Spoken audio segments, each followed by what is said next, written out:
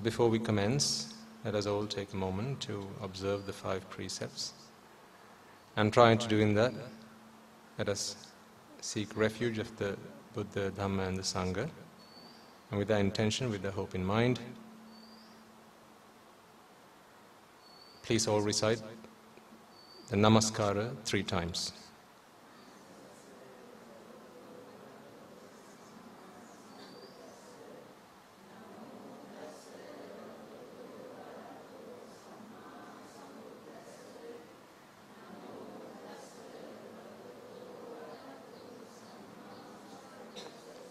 Buddhaṃ saraṇaṃ gacchāmi, Dhammaṃ saraṇaṃ gacchāmi, Saṅghaṃ saraṇaṃ gacchāmi, Dutiyampi buddhaṃ saraṇaṃ gacchāmi, Dutiyampi dhammaṃ saraṇaṃ gacchāmi, Dutiyampi saṅghaṃ saraṇaṃ gacchāmi, Tatiyampi buddhaṃ saraṇaṃ gacchāmi, Tatiyampi dhammaṃ saraṇaṃ gacchāmi, Tatiyampi saṅghaṃ saraṇaṃ gacchāmi, Saranāgamaṇaṃ sampunnaṃ,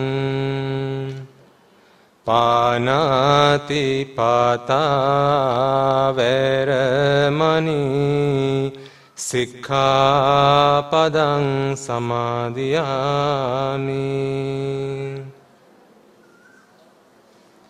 Adinādāna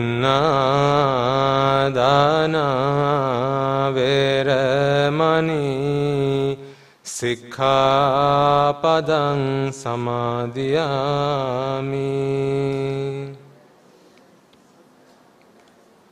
Kāmesu micchāchārā vairamani, Sikkhapadang samadhiyāmi,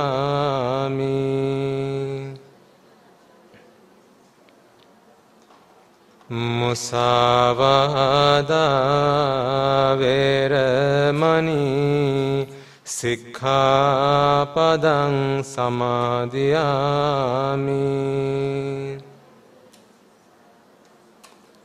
Suramēraya majjapamā daṭṭhānā vairamani, Sikkhapadang samadhiyāmi,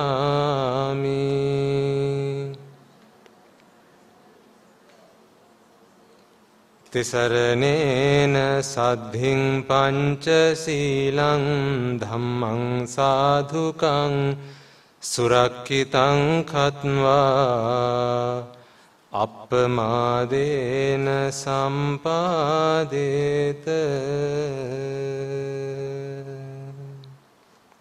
Okay, you may now all be seated.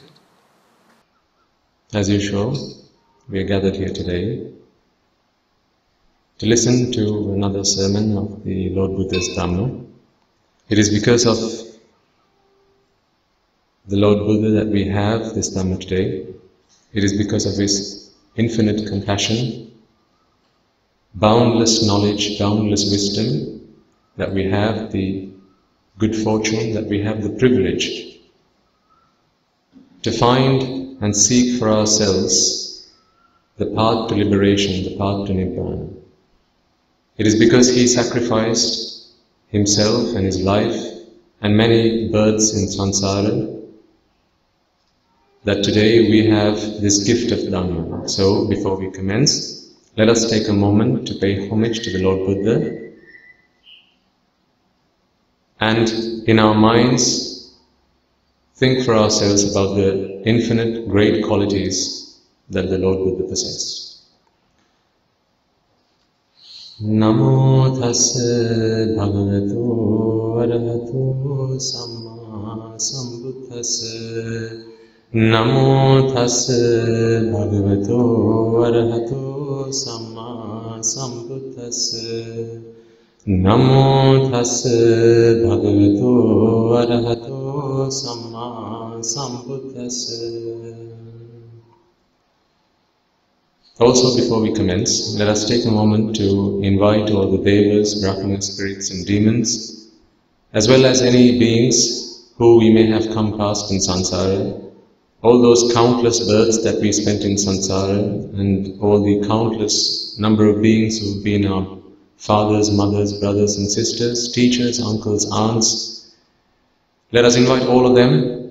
Today we have the gift of Dhamma, today we have the path to liberation. Let us open our minds, our hearts and this opportunity to them. May they all join us, may they rejoice in this meritorious deed, as well as be able to listen to the Lord Buddha's teaching and find the liberation for themselves. So as I make this invitation out to all the devas, brahmanas, spirits, demons and the dead, please join me in extending that invitation out to anyone in your family, your ancestors, as well as any gods and brahmanas who may be in your favor. Invite all of them, may they all listen to the Lord Buddha's teaching and be able to attain the noble attainments of Sotapanna, Sakurdagami, Anagami and Arhat. Samanta Chakravalesu Atra Gachantu Devata Sadhamang Munirajasansa Sunantu Saggamokadam Dhamma Savana Kalo Ayang Badhanta Dhamma Savana Kalo Ayang Badhanta Dhamma Savana Kalo Ayang Badhanta.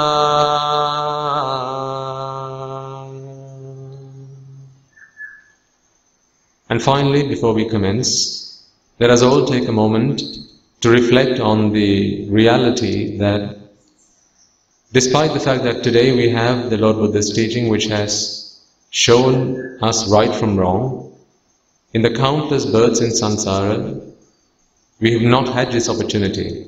And oftentimes we have only had the opportunity or only had the association, unfortunately, of the Asatpurushas, who are the ignoble people, the immoral people. And in having done so, they defiled our minds with raga, dvesha, moha, and having been blinded with ignorance and attachment, we may have insulted, abused, slandered the Aryas. These Aryas are the Samma Sambuddhas, the Pacceka Buddhas, the Arahata Buddhas, as well as Anagamis, Sakurdagamis and Sotapannas, be they on the path or having attained the fruits. We may have also insulted the Sambuddha Shasana, the ministry of the Lord Buddha, and in having done so either knowingly or unknowingly, the demerit that we would have acquired today hinders our progress, hinders our attaining of the noble attainments. So let us all take a moment to seek forgiveness from those Aryas. May those Aryas forgive us, may they have the compassion in their hearts to forgive us, which they most certainly do. And any Aryupavada that we might have done, any slander, any abuse that we may have directed towards them be forgiven, in the hope that today, through the course of this sermon, may we all be able to attain the noble achievements of Sotapanna, Sakurdagami, Anagami and Arhat.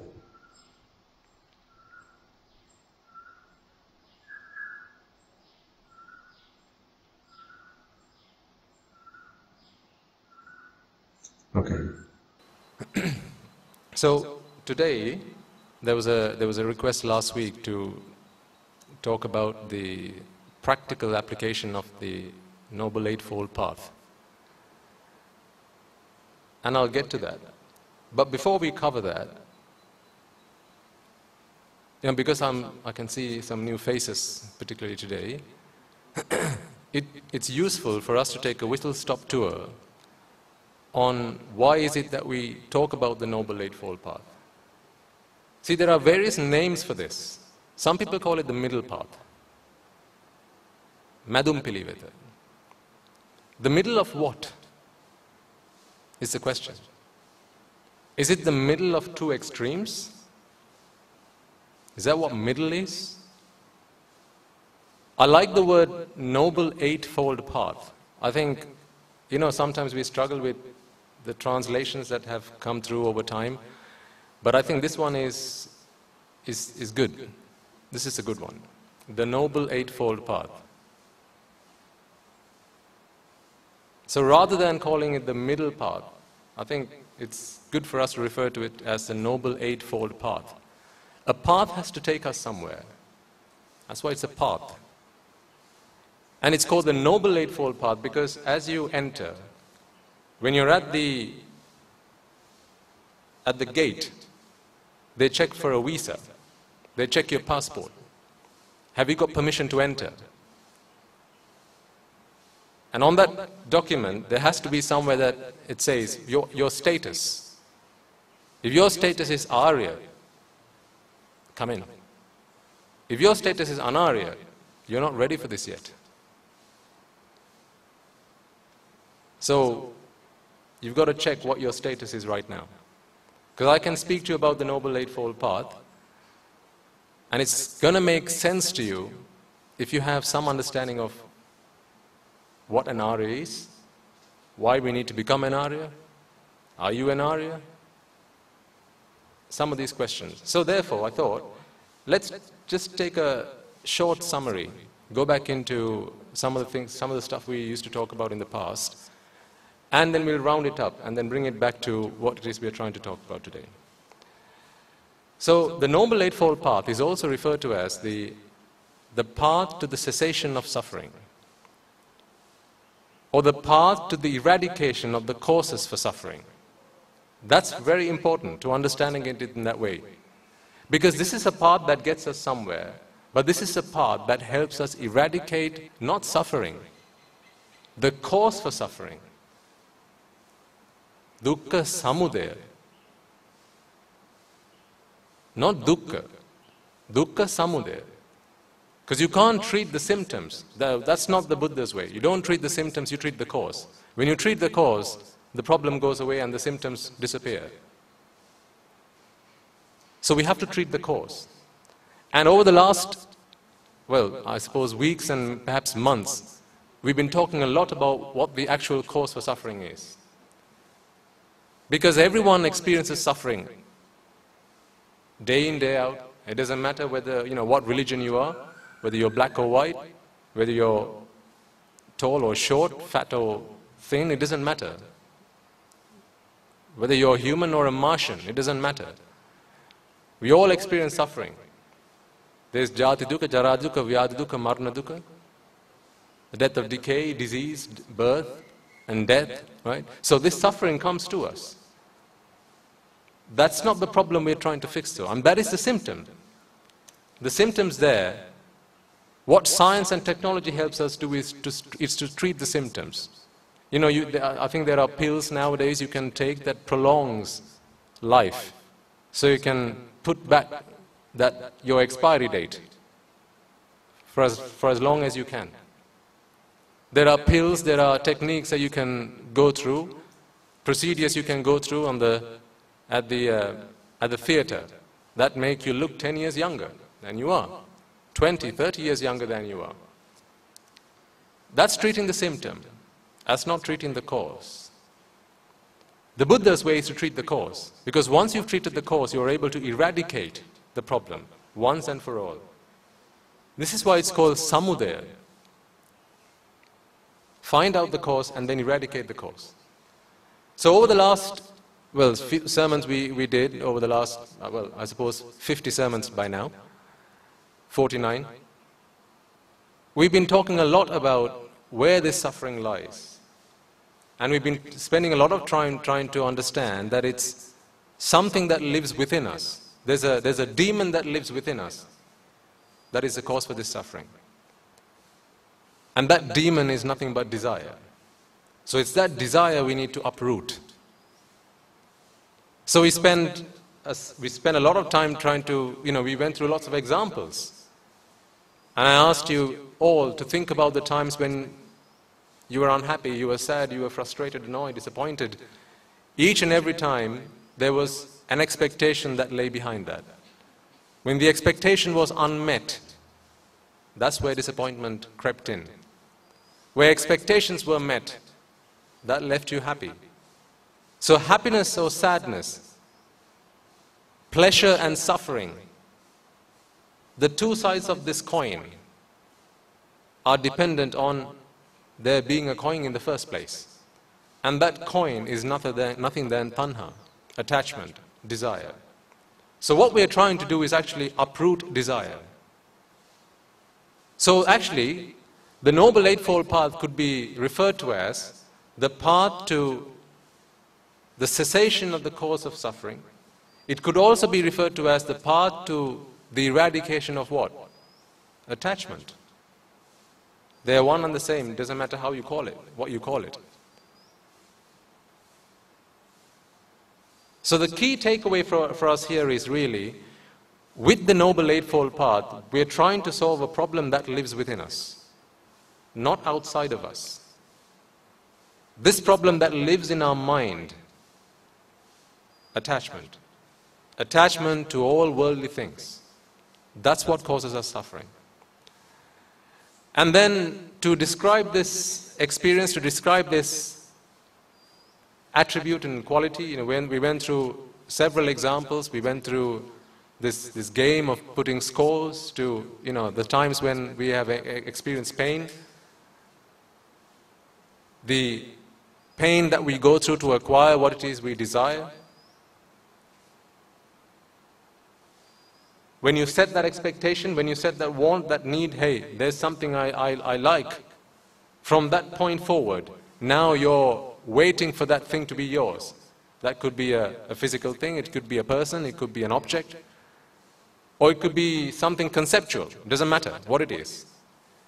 The moment you set your mind to something, now you want to acquire it. But that anticipation wasn't there in your mind before desire set in. As soon as desire set in, now you want it.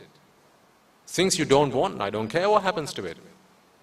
I don't care where it is, as long as it's not something that you've set your mind to, fixed your mind on. Have you seen animals when they hunt, particularly in the cat family?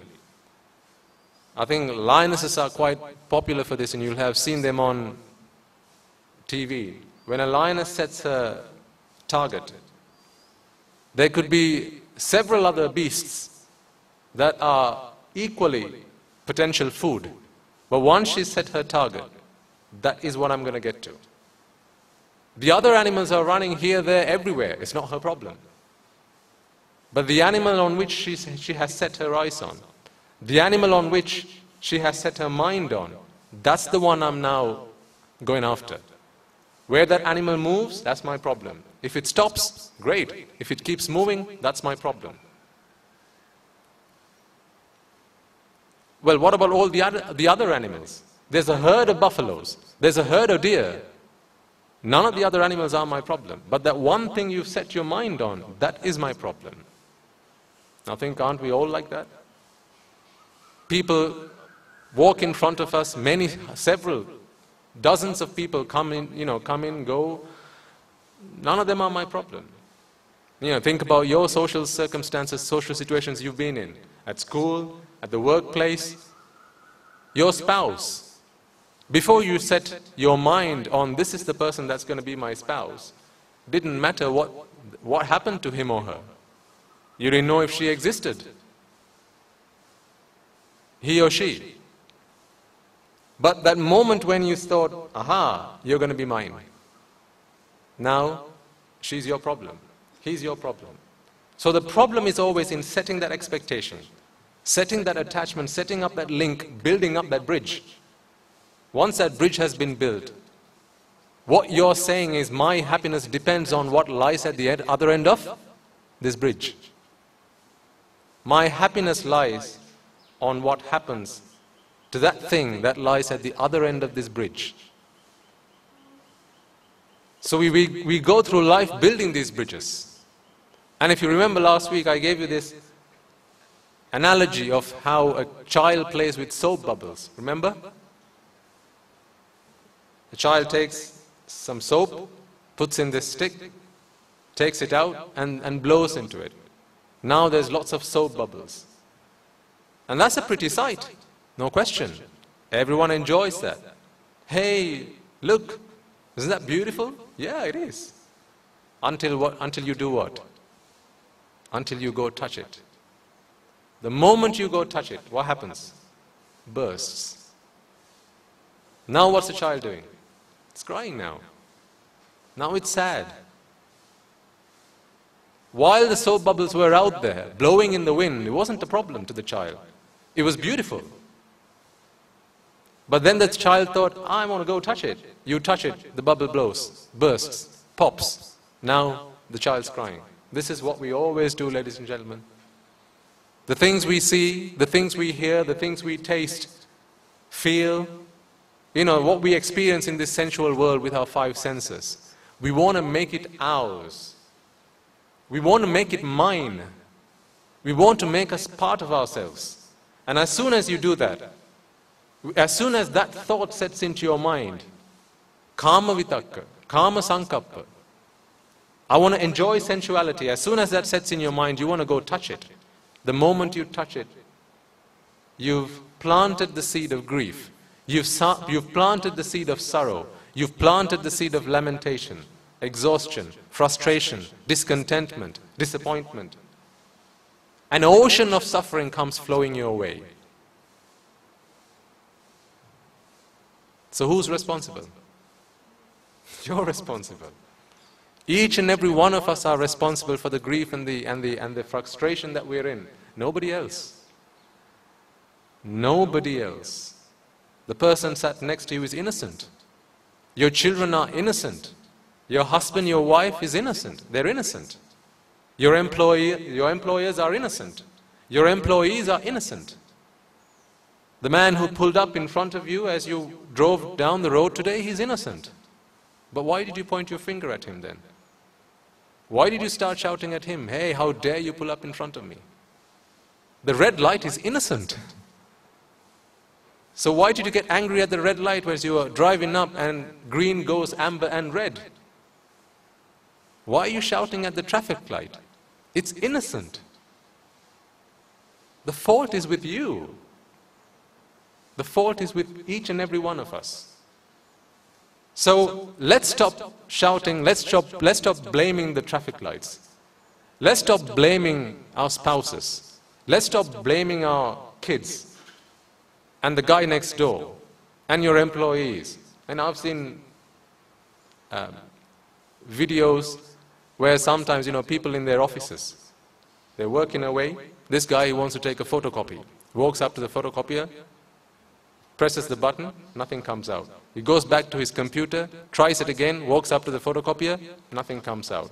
Third time he goes in, nothing comes out. Now he opens the machine up, takes out the drum, puts it back in, and that blows some toner onto his shirt. That sends him ape mad.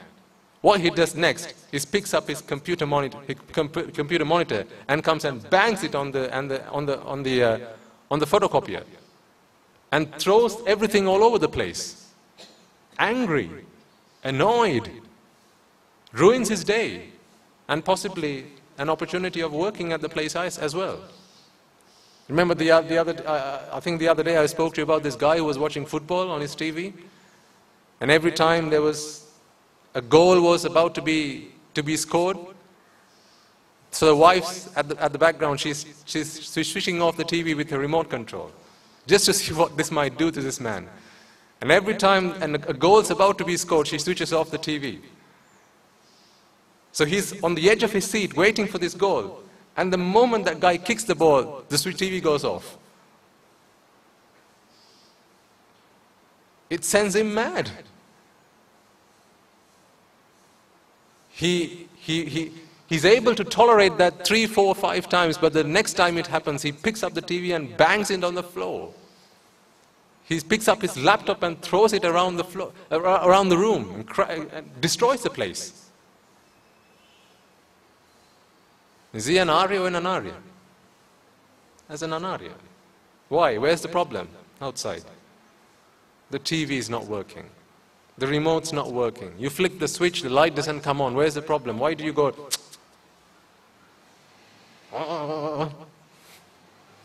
You stupid thing. You get into your car, you put the key into the ignition. Come on, you stupid thing, I'm late for work. You want to drive off, you try to pull out and the car's not moving. You get out of the car and you see a flat tire. That sends you mad. Why? Where's the fault? With the car. Really? Well, yeah, a flat tire, that's not your problem. I mean, the problem there is not with you, but the problem to why you're suffering at that point in time is not the flat tire. That's not the car turning on. That's not the switch turning on. That's not the light coming on. That's not where the problem is. The problem is with you. If you're able to accept that, the problem is always with me, then you're ready to walk the Noble Eightfold Path. If you're ready to accept that it's attachment that is the cause for suffering, it's desire that's the cause for suffering, expectation that's the cause for suffering, now you're ready to walk the Noble Eightfold Path. Because, you see, ladies and gentlemen, until and unless you're ready to accept that that is the problem, it's pointless me ushering you into the Noble Eightfold Path. It's pointless. Because that's not going to fix your problem. Because the Noble Eightfold Path is not here to fix the problem that you think is the problem. If you're thinking the problem's outside, if you're thinking the problem is with that object, with that person, with that thing that's not working to my liking, then the Noble Eightfold Path is not going to help you. This is why when the Lord Buddha gave the discourse, the Dhammacakkappavattana Sutra, he didn't start with the Noble Eightfold Path, did he? No, he started with the first noble truth, Dukkha Arya Satya. Then he went on to the second noble truth, Dukkha Samudaya Arya Satya. Then he went on and elucidated the third noble truth, the eradication of the cause for suffering, the uprooting of it. And then finally he gave us the path to do it. So it has to come in that order. This is how the Gautama Samma Sambuddhajanan Mahanse gave this discourse. And it will be exactly how Maitri Buddhan Mahanse will give that discourse. Exactly, word for word. He's not going to give the fourth, the third, the second, and the first. All the Buddhas that came in before Gautama Samma Sambuddhajanan Mahanse, before him, gave the first sermon that all of the Buddhas ever preached. Was that Dhammacakkappavattana Sutra. And each time it was in that order. The first, second, third, and the fourth noble truth. Because until you're ready to accept that the problem is with me, the Noble Eightfold Path is of no help to us. Because remember, we are trying to fix a problem that's internal. Okay? So, if we are ready to accept that, then we are ready to walk the Noble Eightfold Path. But you have to be ready to accept that with conviction.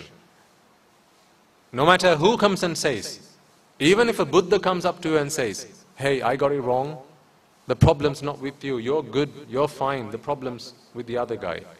You should be able to turn around and say, Venerable Sir, with all due respect, I am not prepared to accept that. I don't really care that you are a Supreme Buddha. what you're saying right now does not make sense. Because the problem is with me. If you're able to say that with conviction, then you're prepared to walk the Noble Eightfold Path.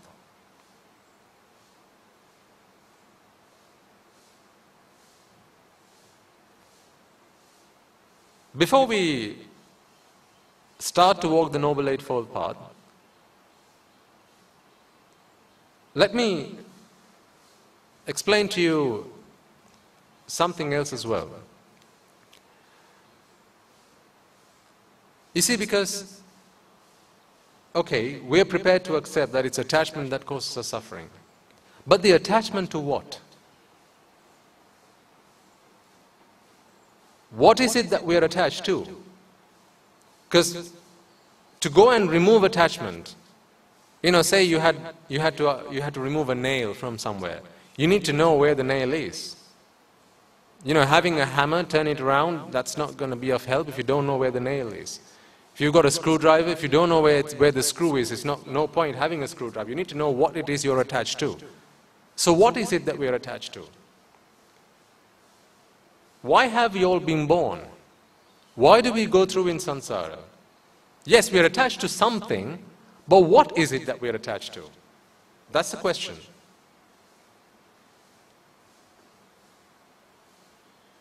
Remember, over the last few weeks we talked about how you are nothing but this body and mind. That's it. There's nothing else there. There's a body and there's a mind. And all this rigmarole, that happens in the mind. That's what we're trying to fix. Science helps you fix problems with the body. The Buddhist Dhamma helps you fix problems with the mind.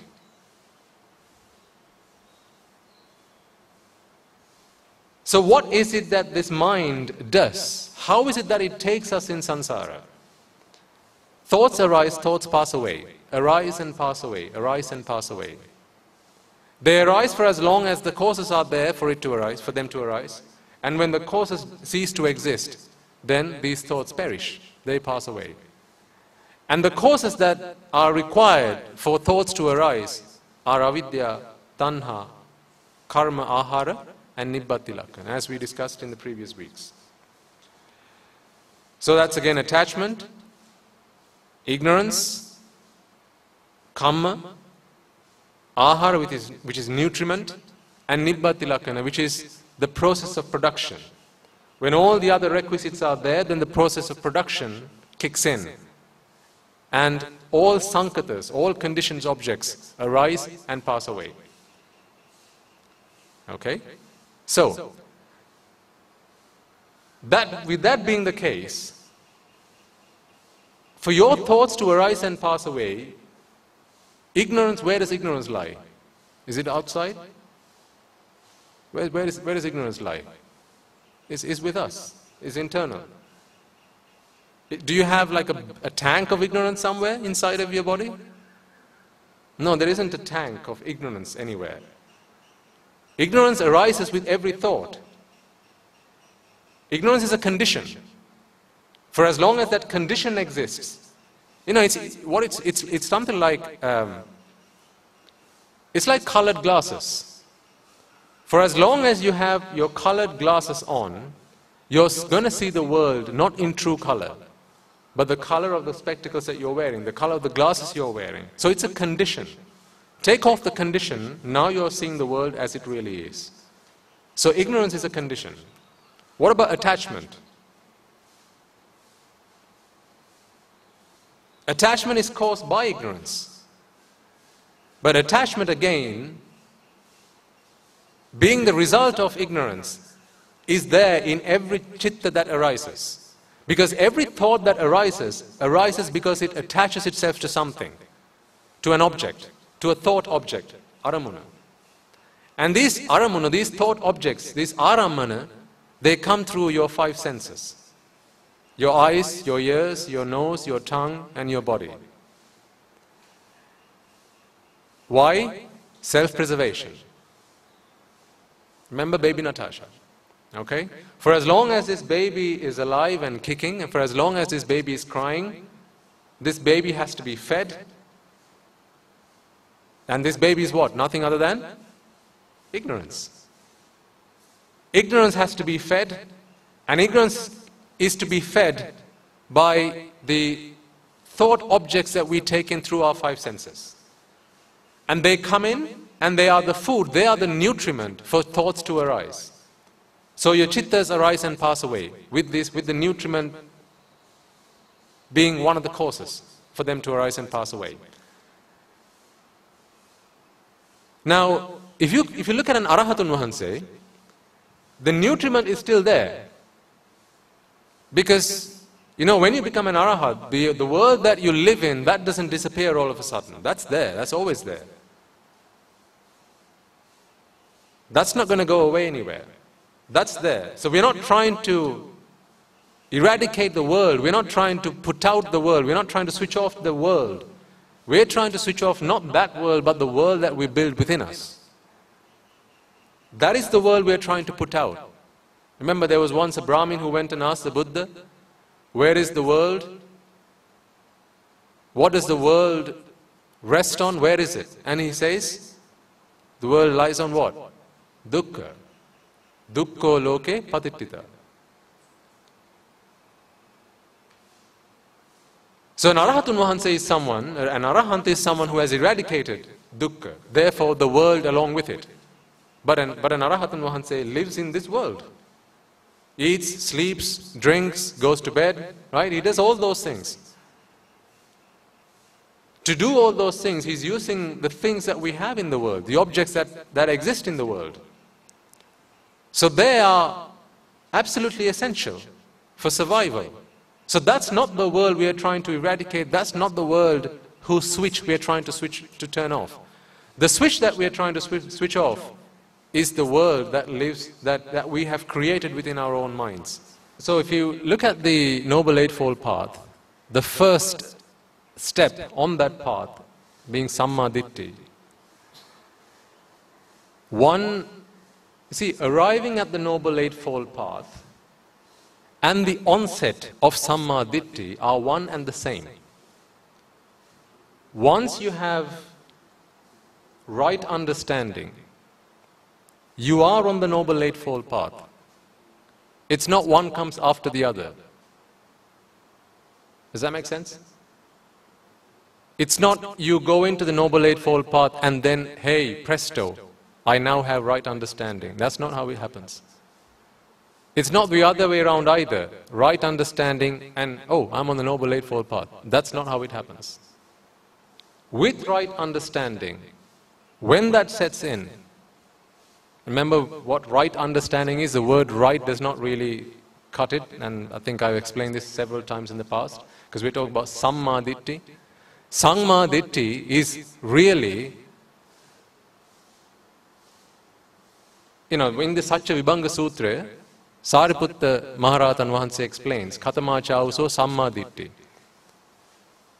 Dukke Jnana, Dukkha Samudaya Jnana, Dukkha Nirodha Jnana, Dukkha Nirodha Gamini Patipada Arya Jnana, Ayang Uchatauso Samma Ditti.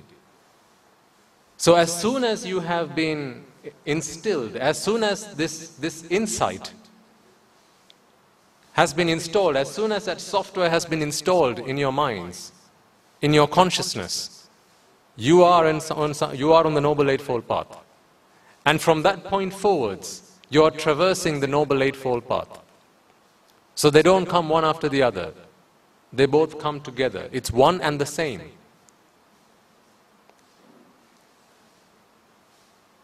So what we have been spending a lot of time really talking about, and actually what really, if you think about it, because they are one and the same, the reason I've been talking to you a lot about what is suffering, what is the cause for suffering, how do we eradicate it, and why there's no other solution to it other than eradication of suffering, and that is by attaining Nibbana, is to do what really? What have I been trying to do? Where have I been guiding you to? The Noble Eightfold Path. I've been holding your hand and bringing you to the Noble Eightfold Path. Because as soon as you understand that it's attachment that is the cause for suffering, as soon as you understand that actually suffering is, this suffering that we are trying to treat is one that is caused by attachment. And as soon as that knowledge, that wisdom, that comprehension sets in, that the only way I can relieve myself from this suffering, or I can redeem myself from suffering. And remember, last week we gave a distinction between these two. What do Anaryas try to do? They find relief from suffering. What do Aryas try to do? They try to redeem themselves from suffering. To redeem is to eradicate it so that it doesn't grow again, from the roots, uprooting. Redeeming, or rather relief, is simply pruning it. What you prune grows back up. It's like when you do gardening. You prune your shrubs and they grow up again. But all the pesky plants that you want to get rid of, them you uproot, so they don't grow back again. And that's the difference. So once you understand, once you comprehend that that is what I need to do, with that knowledge, with that comprehension, you are now on the Noble Eightfold path. So really, what we've been trying to do over the last, as many sermons we've been doing, I've been trying to hold your hand and bring you to the Noble Eightfold path. Nothing else. As soon as that understanding is with you, you are on the Noble Eightfold path. And you see, what's beautiful about this Noble Eightfold path, what's so fascinating about it, is that once you're on it, you're only going to go one way. It's a one-way road. Once you're on the path, this is why it's called this is why a Sotapanna is called a stream enterer. A stream flows which way? Towards or away from the ocean? Have you ever seen a stream that flows away from the ocean? No. Away from the seas? No, a stream always flows towards the sea. That is why when you're a stream enterer, that's why when you're a Sotapanna, you naturally flow towards the ocean. You naturally flow towards the sea of what? Nibbana. That's a natural process. You don't have to do anything deliberately. You don't have to do anything intentionally. And the Buddha was asked this question and he says, Na Chaitana Karaniya Sutra. There is nothing, monks, I tell you, you have to do through intention. Once the Kusala Sila, he says, when you have been instilled with Kusala Sila, then you are on the Noble Eightfold path. And for one who has been instilled with the Kusala Sila, the rest of the path is opened up. Walking on the rest of the path happens virtually automatically. Isn't that great? Once you're there, you don't have to do anything. The water takes you towards the sea. You don't have to do anything. Because that's why this understanding is so important. It's an understanding that takes you either this way or that way. Because it's the understanding of what it is that I'm trying to solve. I'm trying to solve the problem of suffering. What causes this suffering? Attachment causes this suffering. When you are 100% with conviction, you know that, then, we've always talked about this, right? Why do we do all the things we do in our life? To be what? To be happy. Every single thing we do in our life, from lifting a finger to cooking a meal, to going to school, to doing a job, to earning money, to building a house, to buying cars, getting married, having kids, all these things we do to be happy. So, I don't need to convince you to be happy. That is the purpose of your life, to be happy. And that's great, because this is the only thing that we've had to fix so far. Not installing purpose in your life. That's not what I had to do. Purpose was always there in your life, the purpose to be happy. What I had to show you, or what Kalyana Mitra Sevane gives you, the association with noble associates give you, is you're doing the wrong thing to be happy. Let's do the right thing to be happy. You already have purpose. It's like a wound-up car. A wound-up car has potential in it to move. No matter how you put it, no matter where you put it, it's going to move.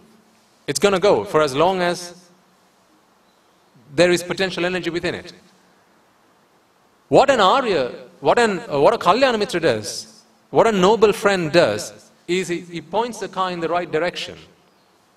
So you all have energy, you all have purpose. I didn't have to give you energy or purpose. The energy and purpose to try and be happy, we've always had. Throughout samsara, we've had this. What we've had to do is to try and point that in the right direction. That's all we had to do. So once that's been pointed, once you've been pointed in the right direction, once the set of the sail has been done correctly, now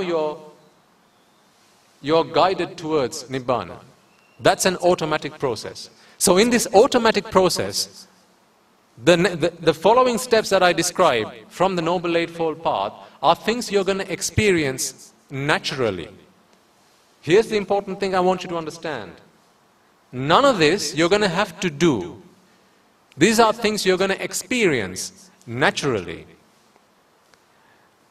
Of course you can deliberately, volitionally, intentionally practice the Eightfold Path. You can do that, but it's not going to take you to Nibbana. Because there's an Arya Ashtangika Marga and there's also an Anarya Ashtangika Marga. One leads you to Nibbana, the other leads you to good places, as in existence in the blissful plane. There's two, Arya and Anarya, even in the Ashtangika Marga.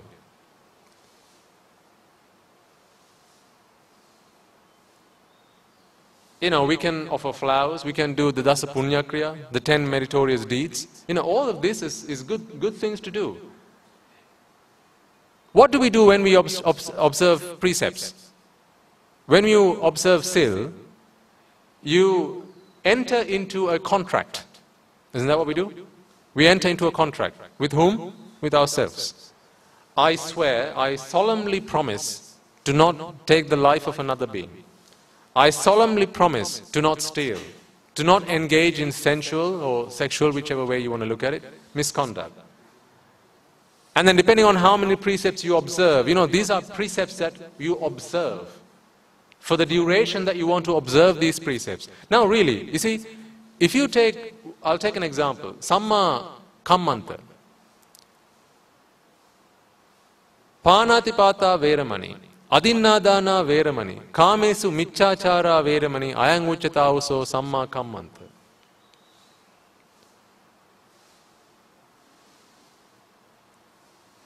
That can happen naturally, or you can do it by observing precepts, can't you?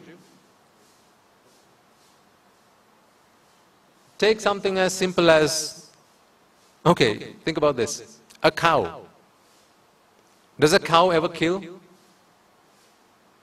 You heard of a cow that stole anything and went to prison for it? Ever heard of a cow that engaged in sexual misconduct? No, that doesn't happen. Ever heard of a cow that lied to the guy next to it? Or spoke in harsh language? Ever heard a cow swear? No, that doesn't happen. So, you know, if that is what the Arya Ashtangika Marga is, if that is what the Noble Eightfold Path is, well then a cow's doing it better than all of us. I mean, think about it. A four-legged animal is doing it better than all of us. Because a cow's never going to steal. A cow's never going to kill. A cow's never going to engage in sensual misconduct. A cow's never going to lie. Is never going to use harsh language, never going to gossip, never going to engage in frivolous speech, none of that. So a cow is many steps ahead of us on the Noble Eightfold Path, if you look at it from that point of view. But that, I mean, that's, obviously you understand that that's nonsense. So the difference is really then a cow has not got the capacity to enter the Noble Eightfold Path. Why? Because it does not have the wisdom faculty. There's no prajna. Prajna indriya. The wisdom faculty, an animal, a four-legged beast, does not have that capacity. Therefore, it cannot enter the Noble Eightfold Path. Why? It hasn't got the capacity to be instilled with Samma Ditti. But you have the capacity to be instilled with Samma Ditti. You see how this is a journey that you have to take with understanding. You know, what I'm trying to give to you is, there's a distinction. There's a real, this is really important for us to understand this. It's only through coming to Sammaditthi, the rest of it falls into place. Because otherwise, you know, even four-legged animals are practicing the Noble Eightfold Path. That can't be the case. I mean, think about believers of other religions, Muslims, Christians, Hindus. If you really think about it, you know, there are Muslims who are more virtuous than a lot of us. The last thing they would do is steal something. But think about, you know, how you've conducted your lives. Have you never stolen anything? But a Muslim person, you know, there's a very slim chance that you'd find a Muslim person steal anything. Because by, you know, by the code of conduct that has been set forth by their religion, it's one of the most dire sins against their God, the Creator. You must not do that, and this is why, you know, in some of the Arabian countries, you know, if you steal, you know, you can have your limbs chopped off. It's such a heinous crime, so people don't do it. So if you don't steal, is that practicing the Noble Eightfold Path? You've got to think about these things. So it has to come with Sammaditthi. There is no Noble Eightfold Path without Sammaditthi. It's part and parcel of it. And to enter the Noble Eightfold Path, you have to have the understanding of the stuff that we've been talking about in the past, which is, you know, a desire is the cause for all suffering. And so the Noble Eightfold Path is what helps us eradicate desire. So through the abstinence or the abstention of theft, stealing, lying, killing, right, through these, there's something that has to develop, cultivate within us. Through the practice that we get by traversing the Noble Eightfold Path, the cause for suffering has to be eradicated. That doesn't happen for a cow. It doesn't happen for a Muslim person. It doesn't happen to someone who's a Christian. The cause for suffering is, you know, nothing happens to the cause for suffering. It doesn't go anywhere. It's always there with him. Why? For as soon as he understands that the cause for suffering is attachment, what happens? He's an Arya Shravaka. He's a disciple of the Buddha. Because it's only a Buddha that comes into this world and teaches. Attachment is the cause for all suffering. Nobody else can give that teaching. Nobody else can point the finger at the root of the problem. Only a Buddha can do that.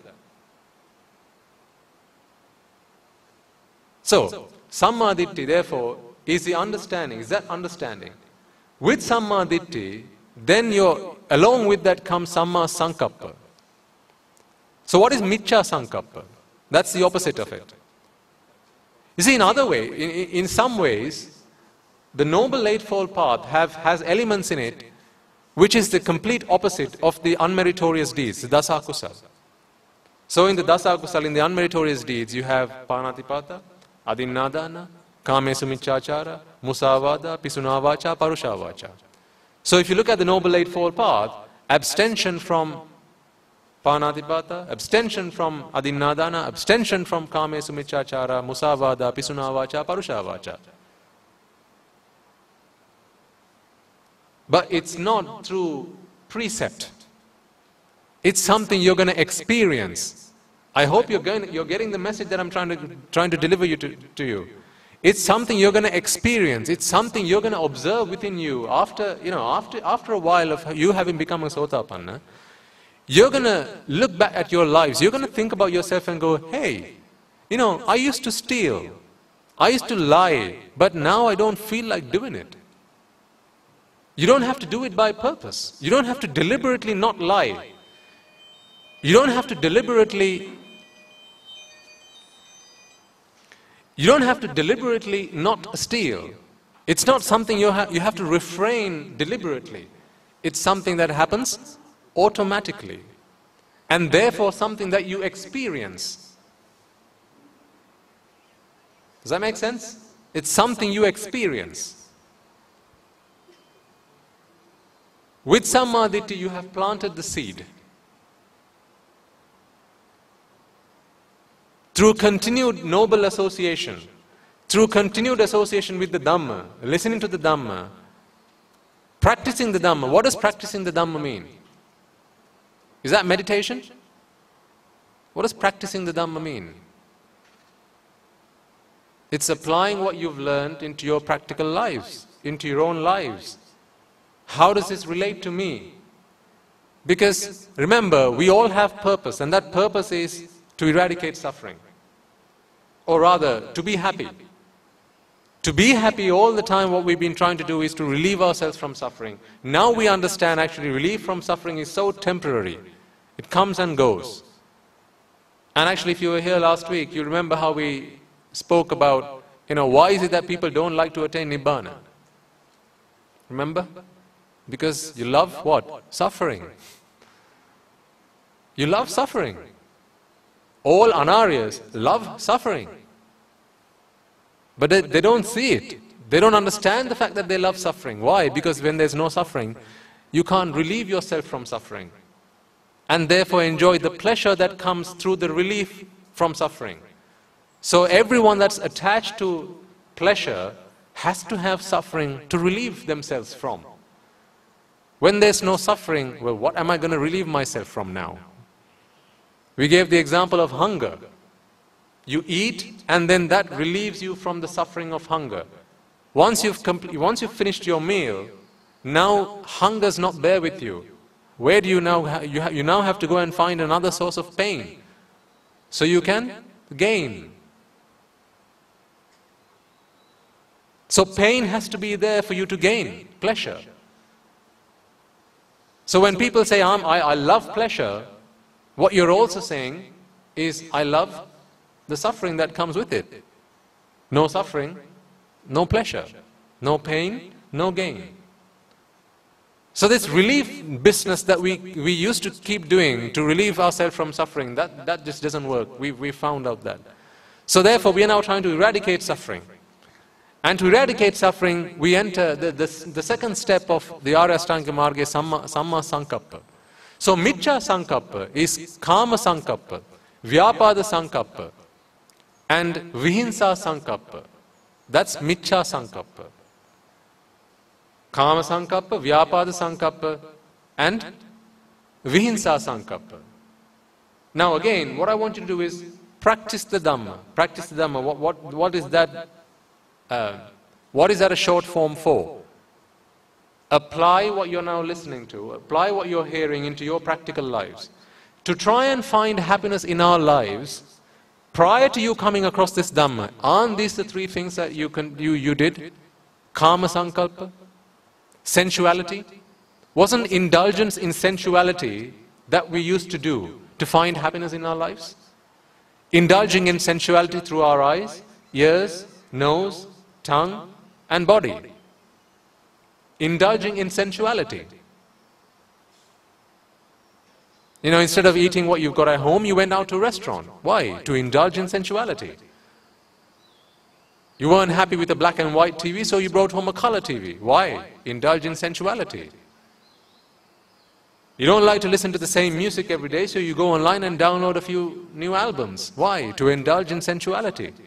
You don't like watching the same TV channel, so you keep changing the channels. Why? This is again what? Indulging in sensuality. Why did you go ask your mother, can you make me some vatalappam? Indulging in sensuality. Mom, could you bake that cake for me, please? That cake that I love? Why? Indulging in sensuality. What are you trying to do by indulging in sensuality? Trying to find what? What? Happiness. Kama Sankappa. Then there's Vyapada Sankappa, the business of pointing your finger outwards. You're making me sad. Stop doing what you're doing. Now I'm happy. You're making me angry. Change that shirt. I don't like the color of it. Now I'm happy. See, all this to try and find happiness, but doing the wrong things. Kama Sankappa, these are thoughts based in sensual or indulgence in sensuality. Absolutely the wrong thing to do. If true happiness is what we are trying to find, then Kama Sankappa is absolutely the wrong thing to do. What you really need is Nekkhamma Sankappa.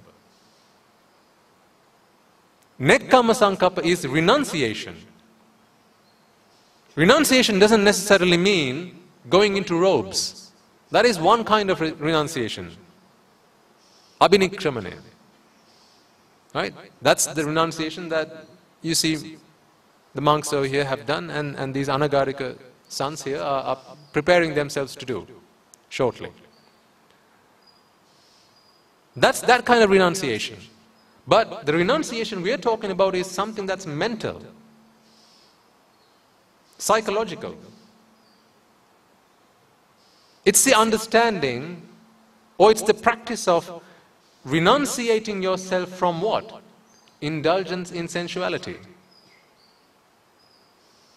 All this time to find happiness, what we did was indulging ourselves in sensuality. We indulge our eyes in sights. We indulge our ears in sounds. Indulge our noses in smells. New perfume, don't you like that?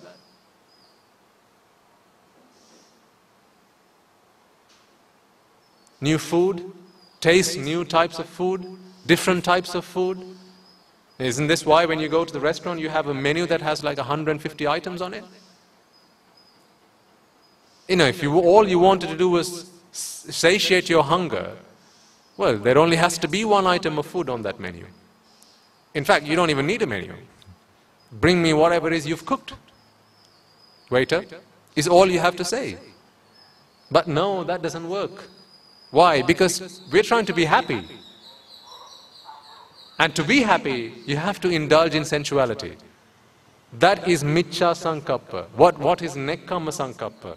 You understand that happiness is only something that lives within me. It lives within me, not outside. And every time you went to find happiness through indulgence in sensuality, what happened? Think about this. Think about this. What happened every time you went to indulge in sensuality? Weren't you subject to dukkha, viparinama dukkha and sankhara dukkha? When did indulgence in sensuality, when did sensual pleasure ever come to you for nothing? You always had to go after it. You have to go looking for it. You have to go build it, you have to go buy it, you have to go acquire it. And as soon as you've acquired what it is you've desired. Why? Indulgence in sensuality. As soon as you've acquired it, now you have to start, you've started suffering now. From what? Dukkha dukkha. What if? This is dukkha dukkha. What if? What if what? What if someone takes this away from me? What if someone steals it? What if this decays? What if this is destroyed? What if this falls apart? What if I lose it? You know, again, think back into your own practical lives. Whenever you went looking for happiness through the indulgence in sensuality, wasn't there always the question of what if? What if this doesn't work out? What if someone takes this away from me? You know, every single thing. The watch on your wrist, the necklace round your neck, the earrings that you wear, the clothes that you buy, that pair of shoes that you bought for yourself. Indulgence in sensuality.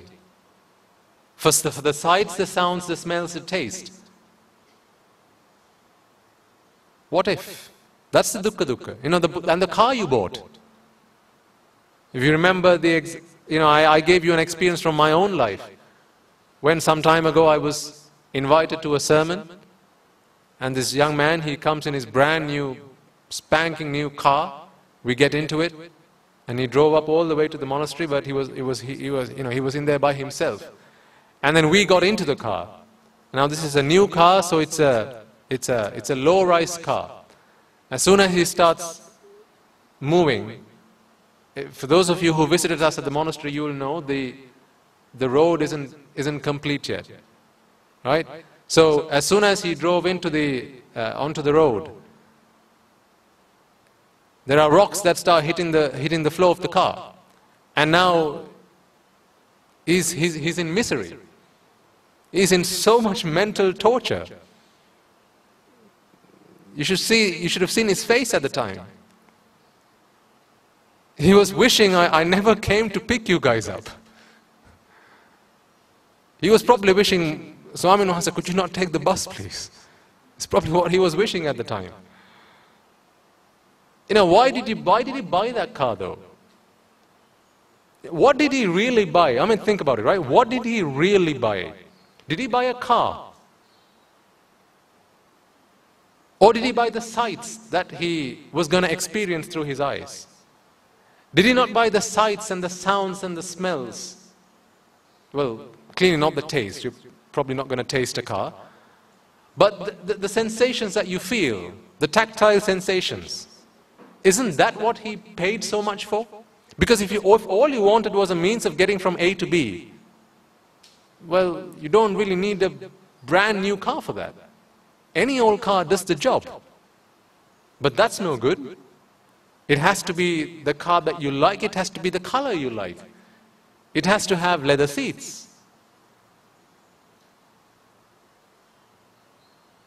Why? It has to smell of pine. Why? You're not buying the car, that's the problem. You're buying the sights and the sounds and the smells and the tastes and the physical sensations. That's what you're paying for. Why? Because that's what you need to do what? Self-preservation. For yourself to arise with every thought that arises. This is baby Natasha, by the way. You have to feed the baby. And the baby won't eat any old food. You have to give the food that it asks, it likes. Again, when you go into a restaurant, as I said, you're paying not for the food. It's not just the food that you're paying for, is it? Then, well, why do you have to go into a fancy restaurant then? As long as it's a clean restaurant, as long as the food is, as long as you know that it's clean, it's hygienic, that should be good enough, shouldn't it? So why do you have to go into a fancy restaurant? What are you paying top dollar for? Is it really the food? No, it's not the food you're paying for. It's the sights, the sounds, the smells, the tastes, and the tactile sensations. That's what you're paying for. The food you paid very little. Have you never really, gone into a fancy restaurant, sat down and you thought, I've paid so much for that? And they bring you such small portions? Isn't that how they serve you at fancy restaurants? You pay a lot of money and you get very small portions. You never had that thought? I have had plenty of times. Thinking, what am I doing in here? With that same money, if I had gone into a standard restaurant, I would have been able to eat, I would have been able to, a mouthful, or at least I'd been able to, be satisfied with that. An entire meal, I would have been able to buy with that money. But a fancy restaurant doesn't just give you food. Well, not just food for your tummy. It gives you food for all your senses. That's what you're prepared to pay top dollar for. That's all karma sankalpa. And when you want to enjoy those sensual pleasures, well, you can't just do any old job, can you? Now you have to earn big money. And to earn big money, you have to do a big job. To do a big job, you have to work hard. To work hard, you have to study hard. Now you see where all this started?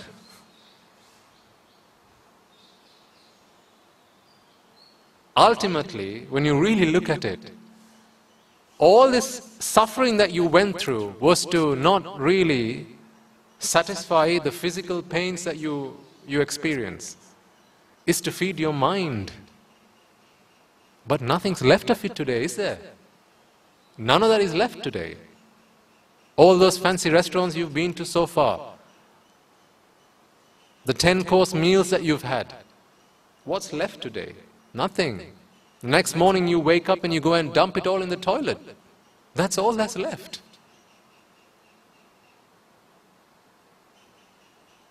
But to enjoy through all your 5 senses, you went through a lot of pain. Abhisankara dukkha. See, when you go after kama sankalpana, you will suffer abhisankara dukkha. There's no question about that. Now, why did we go after kama sankalpana? To find what? Happiness. Why are you really going through now? Suffering. Do you see why it's the wrong track to take? Why is the wrong path to go down? You're going after, you want happiness, but you're going down the path of suffering. And then vyapada sankalpana, this is the whole business of pointing your finger outside. Stop making me angry, you're making me angry. Stop annoying me. Pointing your finger outside. That's vyapada sankalpa, feeling anger, frustration, disappointment. Avyapada sankalpa, that's samma sankalpa. When you understand that the problem is with attachment, well, who do you have to point your finger at now? What's the point of being angry at anybody? Anger's not going to fix the problem. Anger really isn't going to fix the problem. Frustration, disappointment isn't going to fix the problem. Because the problem is attachment. How can anger fix attachment? Tell me. How can being annoyed at somebody fix the problem of attachment? Anyone found a formula for that? No, because there is no such formula. Anger does not fix that problem. This is why every time we go through vyapada sankalpa, you're going down the path of miccha sankalpa. That's not the noble eightfold path. And then avihimsa sankalpa. Prior to entering the noble eightfold path, what we practiced was vihimsa sankalpa. Vihimsa is what? To hurt, to harm. You're prepared to hurt, harm other things, other people's property. What for? To find happiness. Hurting another person, hitting another person, shouting at them, taking the life of another being. Prepared to do all of that. Why? To find happiness. But the definition of happiness was entirely incorrect. That was the problem. You see, as soon as ultimately it's just the definition. The definition of happiness is what determines. Your definition of happiness is what determines which path you go down. If your definition of happiness is happiness can be gained by acquiring, building, accumulating, then you're going to go through kama sankalpana, vihimsa sankalpana and vyapada sankalpana. But as soon as you understand that's not the path to happiness, the path to happiness is to eradicate attachment, then you realize, how is me going and hurting somebody else? How is that going to help me eradicate attachment? How? There is no such formula. That just doesn't work. I mean, it's entirely logical, is it not? Does that not make sense to you? How does hurting somebody else, hitting somebody else, shouting at somebody else fix the real problem that is desire? Does it? No, it doesn't. And then samma ditti, samma sankappa, samma vacha. Abstinence or abstention from false speech. Again, we've talked about musavada in the past when we went through the 5 precepts and gave you the meaning behind the 5 precepts. The deeper meaning over and above the superficial meaning. We explained what musavada is, right? It's not just saying something's black when it's white. There's a deeper meaning behind that. The Buddhas, they come into this world and they talk about suffering is caused by attachment. They talk about the parama satya, the ultimate truth. What is the ultimate truth? The noble eightfold path. They speak of the noble eightfold path. For someone to come along and say, hey, no, that's rubbish. The noble eightfold path is rubbish. The 4 noble truths, that's rubbish. Sorry, that's, the 4 ultimate truths are, the ultimate truths are the 4 ultimate truths, which is the 4 noble truths. For someone to come along and say the 4 noble truths, that's just rubbish. That does not make sense. Be happy, just party, have fun. That's where happiness is. That's musavada. When you understand the problems with me, when are you ever going to encourage? Go have a party, that's going to make you happy. I doubt any of you are ever going to say something like that to anybody. The other day, remember, we spoke of how today people treat Buddhism either as a devalaya or a repair shop. Remember? When a couple come together, or a guy and a girl, they want to get married, right? They go have their wedding ceremony and then they go to the temple and now they want to be blessed. Like you go into a devalaya. You go to the temple and say, "Oh, Venerable Sir, Swami Nuhansa, please can you bless us? Can you chant some pirit? Can you tie a pirit nola and bless us?" So that's like going to the devalaya. You buy a new car, you go and get a pandura from the devalaya and you tie it to your vehicle. Likewise, you go to the temple and you want the monk to bless it. This is what we use Buddhism for today. When a woman is pregnant, right, the couple goes to the temple and says, "Swami Nuhansa, can you please bless the child?" This is what people have come to use Buddhism for today. Okay, but hey, you're using it for the wrong thing. Where you really should have used Buddhism for, you're using the wrong tool for the wrong job. Where you really should have used it for was that moment when you thought, "I want to get married." That's when you should have run to the temple. "Swami Nuhansa, I feel like I want to go get married to somebody. Please help me." Not to find a bride. That's not what the Swami Nuhansa is going to do. He's going to speak to you. He's going to help you understand that with attachment comes suffering. What you're about to do, young man, is to go and attach yourself to another person. Or what you're about to do, young lady, is to go and attach yourself to another man. And with attachment, always comes suffering. Are you prepared for that? The dukkha, viparinama dukkha and sankhara dukkha that comes along with it. Are you prepared to do that? He shows you right from wrong. He shows you the true cause for suffering. That is what we need to use Buddhism for. To stop jumping into the pit. Not to stand by the pit and then to be blessed, "I hope I don't fall into it." It's to stop digging the pit in the first place. And then the other thing that people use Buddhism for is like a repair shop. You fall into the pit, now you run to the temple and go, "Oh, Swami Nuhansa, look at me. Look what happened to me. I'm in so much pain. My mother passed away. My husband died. My wife died. My child died. My vehicle got into an accident. Can you chant some pirit? Tie a pirit nola and bless me. Help make my mind up." This is a repair shop. Can you fix me up? Can you repair me? I'm broken. Well, you should have gone for help before you got into trouble in the first place.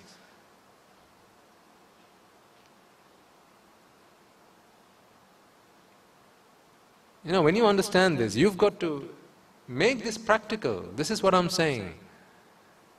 You understand now attachment is what causes you suffering. Are you convinced of that? Are you convinced that it's attachment that causes you suffering every single time? If that is the case, then when you feel that tiny tinge of attachment, when you feel that seedling in your heart, that one heartbeat pounding faster when you see that guy, when you see that girl, when you see that new car, when you see that house and you think, "Oh, I wish I'd had one of those." That's the time to go seek refuge from the Buddha, the Dhamma and the Sangha. That's the time to drop everything else and run to the temple. Not after it goes wrong. Then it's too late. Not to be blessed. Then it's too late.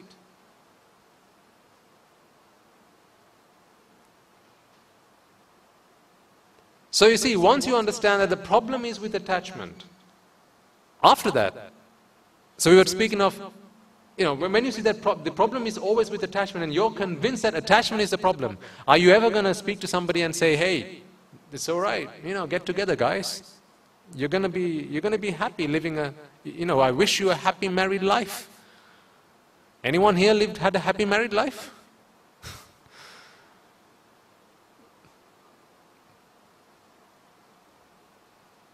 Think about this. Anyone from the day you got married never shed a tear? Never got angry for anything? Just even the tiniest bit? Anyone here after marriage never had to go through dukkha dukkha, viparnama dukkha and sankhara dukkha? So how can you bless, how can you wish someone, I wish you have a happy married life? Where does such a thing exist? That's a curse. By the way, guys, I'm not against. If you want to get married, get married. All I'm saying is, if you want to find happiness, happiness that is unconditional, marriage is not going to give you the answer to that. If you think I'm wrong, then point it out. Show me. Because otherwise I'm wasting my time. If you think I've got it wrong, no, so I mean, once a marriage, happiness. Marriage equals happiness. You can be perfectly happy in marriage. Then tell me so. And then you say, hey, you know, you've been married for some time. Don't you want to have a kid now? How many times did people tell me that? After I got married, and many times over, people used to come and say, hey, you've been married some time now, haven't you? Isn't it about time you had a kid?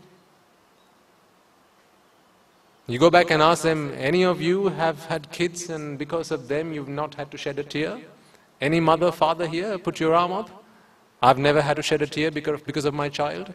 I've never been angry because of my child. Anyone? No, because along with that comes dukkha dukkha, viparnama dukkha, sankhara dukkha. Again, please, I want to emphasize this. If you want to get married, get married. I've got no problem with that. Have kids, have as many kids as you can. All I'm saying is, if you want to find true unconditional happiness, you cannot find that by going down that path. That's all I'm saying. Unconditional happiness cannot be found by building up conditions. Why? I mean, the definition of it is, you know, the clues on the tin. It's there, unconditional happiness. It's on the label. That happiness cannot be dependent on conditions. The happiness you found so far through marriage or through having kids or buying a house, buying a car, you know, doing a job, all these things were conditioned. Going on holiday, that's all conditioned. When the conditions were in your favor, you were happy. When the conditions were not in your favor, unhappy.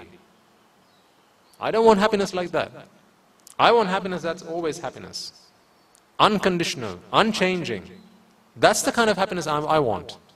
And if you want that kind of happiness, then the Arya Ashtanga Marga is the path to that.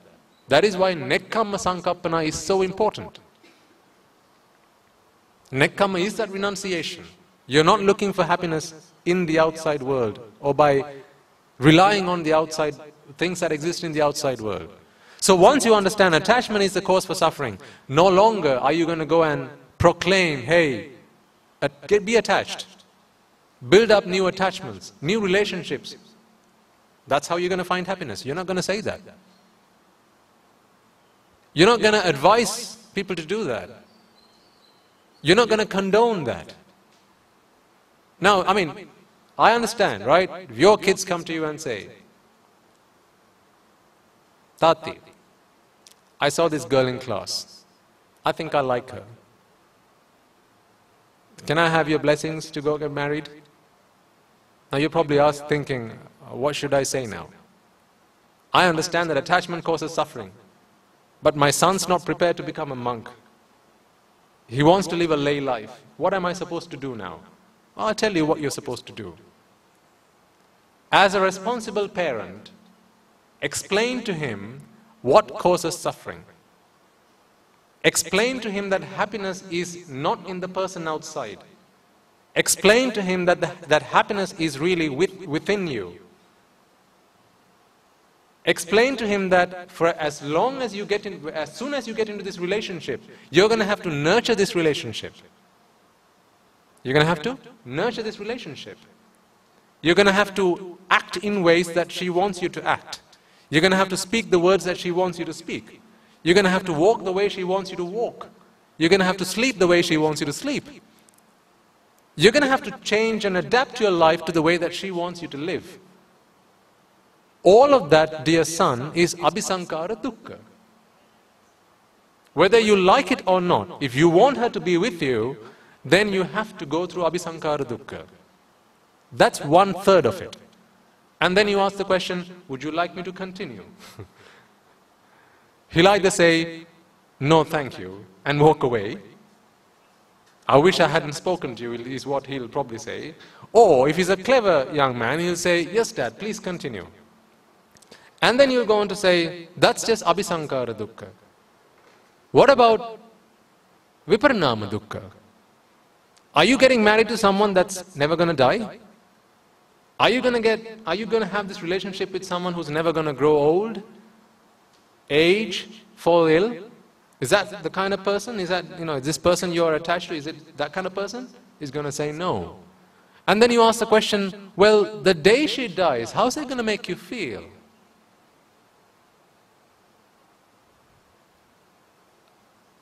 You're sure, right? She's going to die one day. Any doubts? No, Dad, I get it. Yes, she's going to die one day. Well, how's that going to make you feel then, when that happens? And if he says, well, that's not, we've got a life ahead of us, maybe 30, 40, 50, 60 years. Afterwards, that's probably when it's going to happen. Then, you take him in front of the computer, you sit him down, bring up YouTube, and type in untimely deaths. Right? And show him videos of how people that thought that they were going to live a happy married life. You go back to old newspaper articles. And you explain, because, clearly your son he does not have a right view. He does not understand how things work in the world. Recently I met a young child who came to the monastery. And for those of you who come to the monastery, you'll know on a Saturday afternoon, at the end of the sermon that we have, we usually show a video. And in this video, we show how beings suffer from dukkha dukkha, jati dukkha, vyadi dukkha, marana dukkha, and so on, right? So this child, he comes up to me and he asks me, that people that you showed dying in the video, how old do you have to be to die? He asked me this question, how old, Swami Nuhansa, do you have to be to die? And I said, how old do you think you have to be to die? Well, I'm not going to die until at least I'm 60, right? That's the minimum age of death. I said, dear son, unlike drinking, driving, there is no minimum age to death. When death comes your way, doesn't matter how old you are. You could be an infant. If it's time to go, it's time to go. He was shocked. Now you're thinking, hey, poor child, he didn't even know that. Well, what about your son that just came and asked you, Dad, what do you think about that girl? Would you mind if I pop the question? So if he's thinking, well, I'm going to live happily with her for the next 60 years, ask him the question, do you understand that your plan is to live for another 60 years? But that may change. The question I asked my parents when they came to see me last time. Appachi, do you have any doubts that Amma's going to die one day? Amma, do you have any doubts that Appachi is going to die one day? That day is going to come. When that day comes, are you prepared to go and stand in front of his or her body and then have a state of mind where you're not going to be shedding tears, where you're not going to start pulling your hairs out? This is the question you've got to ask your son. And explain to him what viparinama dukkha is. I mean, if he's going to jump into a pit not knowing about the fires and the wild beasts that live inside the pit, are you a responsible parent? If he still decides to go ahead, that's fine. You've armed him.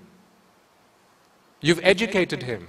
Then it's fine. He's now got to he's made his own choice, now he's got to live with the consequences. But if you haven't taught him the reality, if you haven't taught him the true nature of what comes along with attachment, then I doubt you can call yourself a responsible parent. And then you'll ask him the question a second time, son, so that's viparinama dukkha, would you like me to continue? So again he's either going to say, no dad, I wish I hadn't spoken with you, and he's going to walk away, I'll go speak to mum, or he's going to say, yes, please continue. And then you'll say, well, what about dukkha dukkha?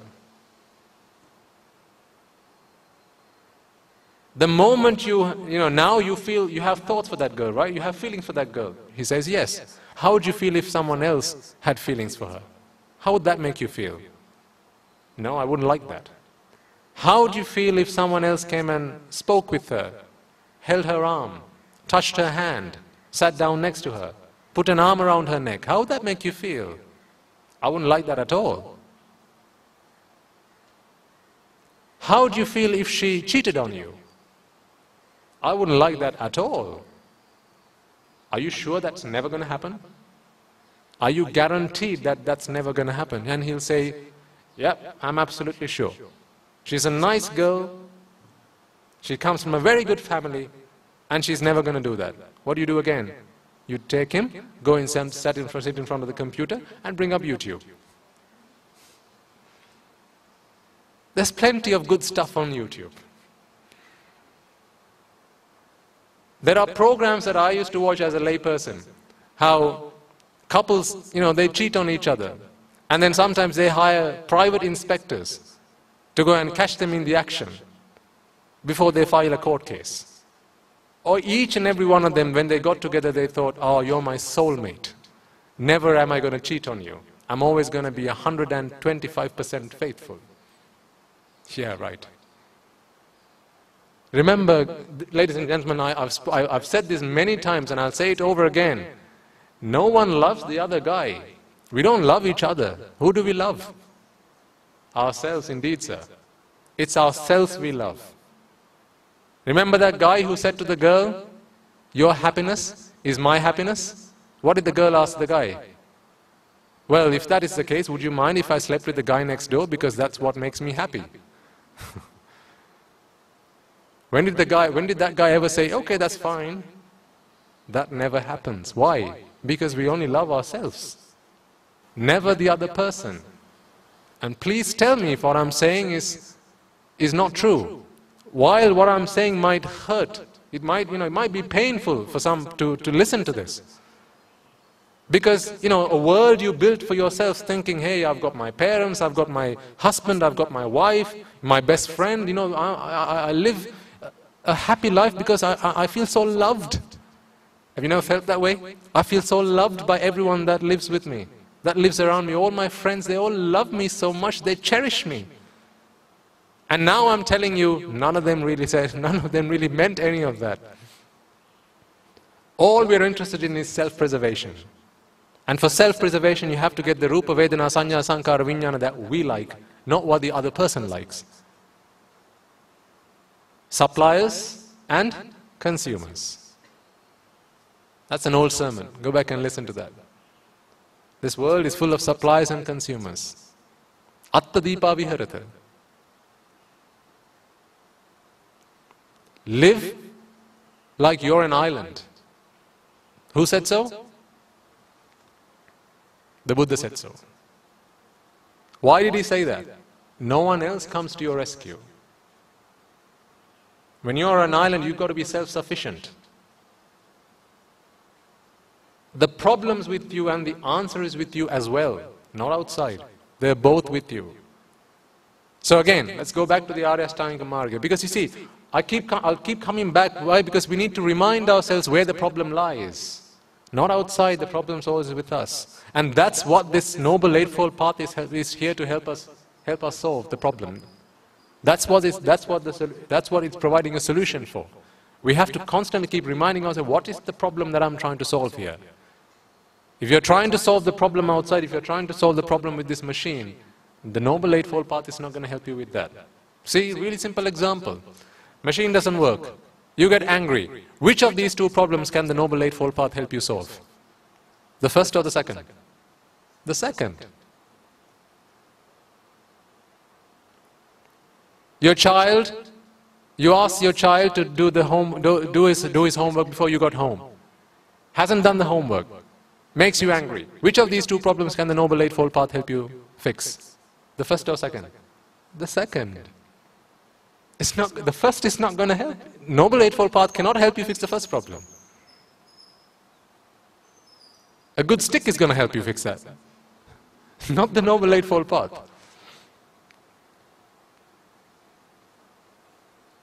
Because that Noble Eightfold Path is for noble people. Noble people are the Aryas who understand that the problem is with me, not outside. The problem is with me, always. So once you understand that, you're not going to go around giving false speech, inciting avidya and tanha in other people, because you understand the moment avidya and tanha creeps in, suffering is the end result. So therefore, your abstention from musavada is automatic because of your right understanding. It's not something that you have to do deliberately. It's something you're going to experience happen within you. It's like when that plant grows, you planted the seed, there was a seedling first, and then now it's a little plant, it's growing. What the Noble Eightfold Path is, ladies and gentlemen, is as you observe this plant, you're going to start to see it shoot. Leaves start to appear. Tiny twigs start to appear. These branches, they start to appear. The Noble Eightfold Path is just that. You're observing that plant and you're seeing these parts of the plant appear. And then over time, flowers are going to start blooming. This is the change that you're going to experience within yourself. All of that automatic. All you have to do is step foot. This is a slope. Once you step foot, you're going to go on it. Okay? So, musavada veramani. Pisunavacha veramani. Parushavacha veramani. That's abstention from false speech. Abstention from gossip. Gossip, why? Why gossip? Because what did we use gossip for all this time? To do what? To find what? Happiness. When you see two people and they get along really well, you don't like that. You want that person to be your best friend, not that guy's best friend. What do? You go and gossip. You say, you know what that guy said behind your back? He said he said this behind your back. And you break up that relationship. Why? Now you can be his best friend, her best friend. That's one of the 10 unmeritorious deeds with dire consequences. But to be happy, you're prepared to do that. Parushavacha veramani, harsh speech. So this is speech that hurts the listener, another person's feeling. Now yes, I've heard people say, well, how can I be responsible for what the other person feels? I said this with good intention. He took it the wrong way. Yes, that's acceptable. And we spoke about Tathagatan Mahanse, and how when he addressed Potila, Tucha Potila, right? The Buddha didn't commit an unmeritorious deed. That was not harsh speech. If the intention is there to hurt someone through using speech, well, think about this, parents. When you shout at your child, does that not hurt their feelings? Is that not harsh speech?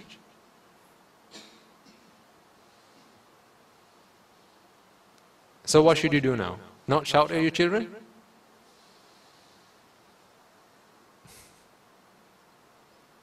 There's no answer to that question. You brought them into this world. Now you've got to make good citizens out of them. So you have to do that by using words or or the cane or whatever means necessary. You have to try and bring them up to be good people. You brought them into this world. Yes, when you use harsh words, if it hurts their feelings, that is harsh speech. There's no question about that. Yes, you have intention to do good for them. But remember, the reason you use harsh speech is to relieve yourself from suffering. At least a tiny bit. When was the last time you shouted at your kids and you inside didn't feel the tiniest bit of anger? Not the tiniest bit. It was all a make-up. It was all, an act. When was that? When did that ever happen? Did you never feel just the tiniest bit of anger? Chances are you did. And you justify that. You justify that how? Well, if he's doing the wrong thing, I have to shout at him. I have to hit him. In doing that though, you're trying to do this to relieve yourself from suffering. You're suffering because you're now in affliction. You're now in pain. Because something that your child did was not to your liking. So the problem's outside, right? Now you have to fix it. You have to fix it by doing what? Admonishing the child, shouting at him, scolding him, or hitting him.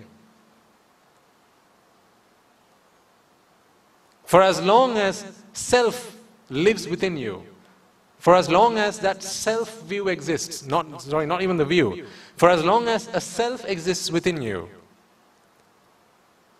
when you shout at somebody, if that hurts their feelings, that is harsh speech. Only an Arahatun Wahanse can really shout at somebody or use words that are directed at somebody to correct them, to rectify their habit or their conduct, will do so to not relieve themselves from suffering, because there's no suffering with them, full stop. Whenever you're doing something to relieve yourself from suffering, you're either doing a meritorious deed or an unmeritorious deed. It's one or the other. One or the other. And all of us, including myself,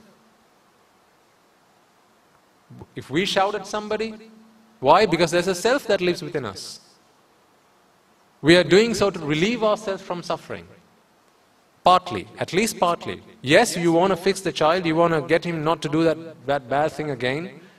So you have that good intention as well. So there's a good and a bad that happens at the same time. Kalla sukkam, kalla sukka vipakam. Good and bad. Good because you're trying to prevent him from doing something wrong again, but bad because you've used harsh speech to do that. Okay? And then Samma Ditti, Samma Sankappa, Samma Vacha, Samma Vayama. Samma Kammanta, sorry. So that's abstention from taking the life of another being, abstention from stealing, and abstention from engaging in sensual misconduct. Sexual or sensual, we've discussed that in the past, right? You can take it whichever way you like. But the Buddha never limited his doctrine to sexuality. I mean, that really wasn't a big part of his teaching. He spoke a lot about sensuality though. This is engaging in sensual pleasures through all five senses. Not just sexuality, that's just a small part of it. Kamesu miccachara. Kama. Why do we only talk about the sparsha kama? What about the rupa kama? What about the shabda kama, gandha kama, rasa kama, sparsha kama? All of this is kama. So we can't pick and choose the things that we want to follow and then discard the other stuff. That's not the Noble Eightfold Path. It all comes as a package and we have to take the whole thing as a package. So that's Samma Kammanta. Then there's Samma Ajiva. So in our quest and purpose in life, to be happy, previously we had thoughts of Miccha Sankappa. So our thoughts were based in Miccha Sankappa. And we spoke of what that was. Our thoughts were based in Miccha Vacha. Our thoughts and our conduct was based in Miccha Kammanta. Right? So now, we've redefined the purpose of our life. Well, not necessarily the purpose, but how we want to achieve that purpose. The purpose is still happiness, but previously that happiness was conditional, but now it's unconditional. Previously it was by acquiring and attaching ourselves to conditioned things, but now we realize that every time we attach ourselves to conditioned things, what happens? We get a package. And that package has 3 labels on it: dukkha, dukkha, viparinama dukkha, sankhara dukkha. And we realize that that is never going to be the true path to happiness. So now, our practice in life, our purpose in life is actually to renunciate ourselves. So for that purpose and that path to purpose, To the Noble Eightfold Path, we dedicate our lives. Really, Samma Ajiva is nothing other than that. It's dedicating your life to the Noble Eightfold Path. Why? For whose benefit? My benefit? Is it because the Buddha said so? Who are you practicing the Noble Eightfold Path for? Who? Ourselves. Why? To find happiness. Why? Because what I did to find happiness all this time was going about it the wrong way. Now I find the right way. All the other rituals and practices that we used to practice were all vata. These are all vatas, or virtues. Sorry, not virtues, but practices and rituals. Now you understand that the only ritual that will really help me eradicate suffering is the Noble Eightfold Path. And to that I dedicate my life. That is Samma Ajiva. Then you move on to Samma Vayama. So that's right effort. So there's 4 parts to this. 1 is any unwholesome deeds and thoughts that you've experienced or you've conducted yourself in the past, you will not give opportunity for that to arise again. Again, this is not a deliberate thing, by the way. Remember, the Noble Eightfold Path is not a deliberate practice. It happens. You can stand by to a side and observe it. This is what, I hope that point has come across to you clearly by now. Okay, you're observing this happen within you.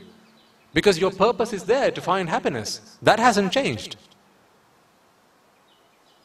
So the things that you used to do to find happiness in the past, any of that stuff that was unmeritorious, unwholesome, you are not prepared to do it again. Why? Not for the benefit of for the person that you hurt or harmed previously, but you understand, doing that is not going to take me to my goal. Remember last week I said, to fulfill the path, you have to have self. I gave you the example of standing on top of a tree and cutting the branches off, all the while wanting to jump to the floor, or rather come to the ground. You don't jump off the tree because it's too high. What you do is, while you're standing on top of the tree, you use a saw and you start cutting bits of it off. You cut it in the shape of an L, so you can step on top of it and then cut the other bit off. And then you carve another bit of L off. You step on the other bit. And likewise, you cut steps for yourself. And then with every step, you descend the tree. All the while standing on the tree. And that tree is the self. You have to have self. To fulfill the path, all the way until you become an arahant, self has to be there. If not, who wants to attain Nibbana? I want to attain Nibbana. Who wants to become a Sakurdagami? I want to become a Sakurdagami. So what happens if, as soon as you become a Sotapanna, I go away? No more I, no more self. Then there's no one that wants to become a Sakurdagami after that. You will not become an Arahatun Vahanse if at the point of becoming a Sotapanna, self disappears altogether. Self has to be there all the way until you become an Arahatun Vahanse.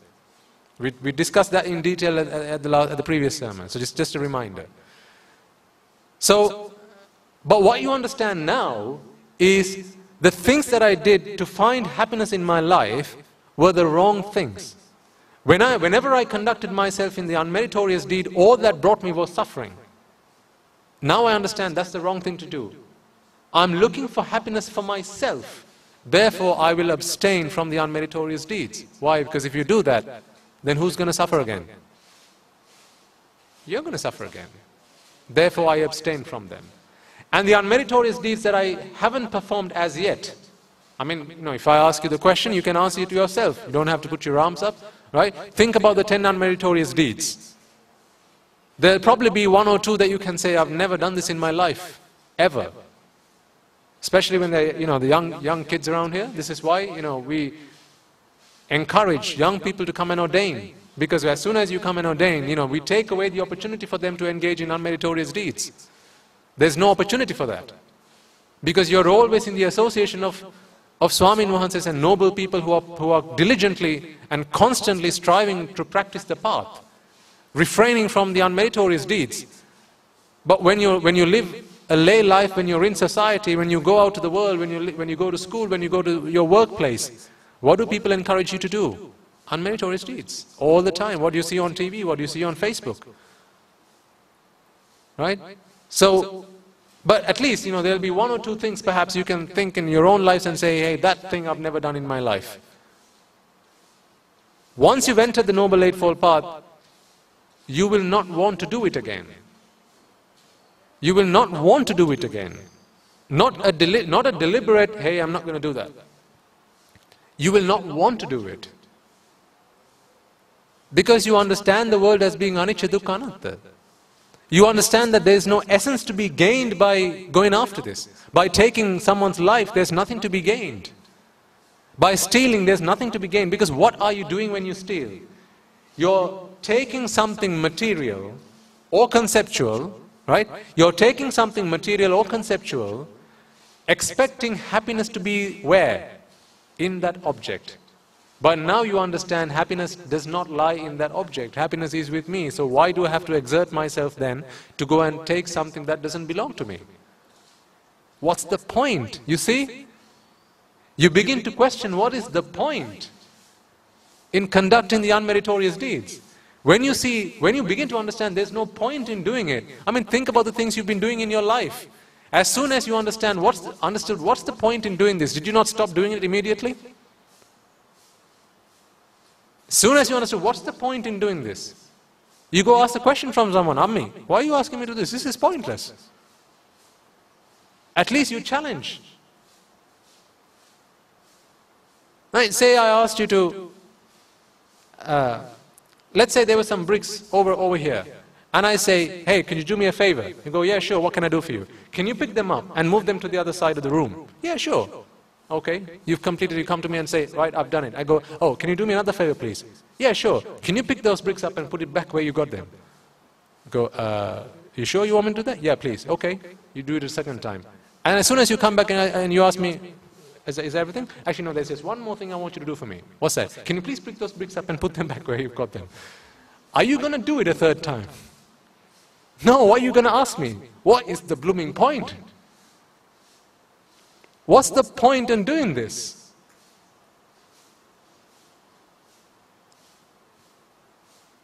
If you tied a cow, or if you got a cow to do it, right, a bullock, and you got the cow to do it, the cow's never going to come and question, why am I going up and down every day? The cow's not going to question it, because the cow doesn't have intelligence. An animal doesn't have intelligence. It has instinct to live life, eating, sleeping, drinking, and procreating. It has instinct that guides those actions. But as being born human beings, we have intelligence. And therefore we question what is the point in doing this. So once you've defined your purpose, and you understand that happiness cannot be found in the things that I've been doing up until now. Happiness cannot be found in indulging in sensuality. Happiness cannot be found in conflicting, getting into conflicts with other people. Happiness cannot be found in hurting or harming somebody else. That was where we started with Samma Sankappa. Once your thoughts are there, would you ever go and do unmeritorious deeds again? Because you're going to ask the question, what is the point? Right? So those are the two. And then the other two. The meritorious deeds that you have done so far up until now, you realize, hey, these are good things that I have to do. I have to continue doing them because they create the environment for me to practice the path. So you're going to continue doing them. Offering alms, worshipping the Buddha, respecting your parents, helping them at home, right? All these good things. Going to the temple, offering, helping poor people. They're all good things. And you're going to continue doing them.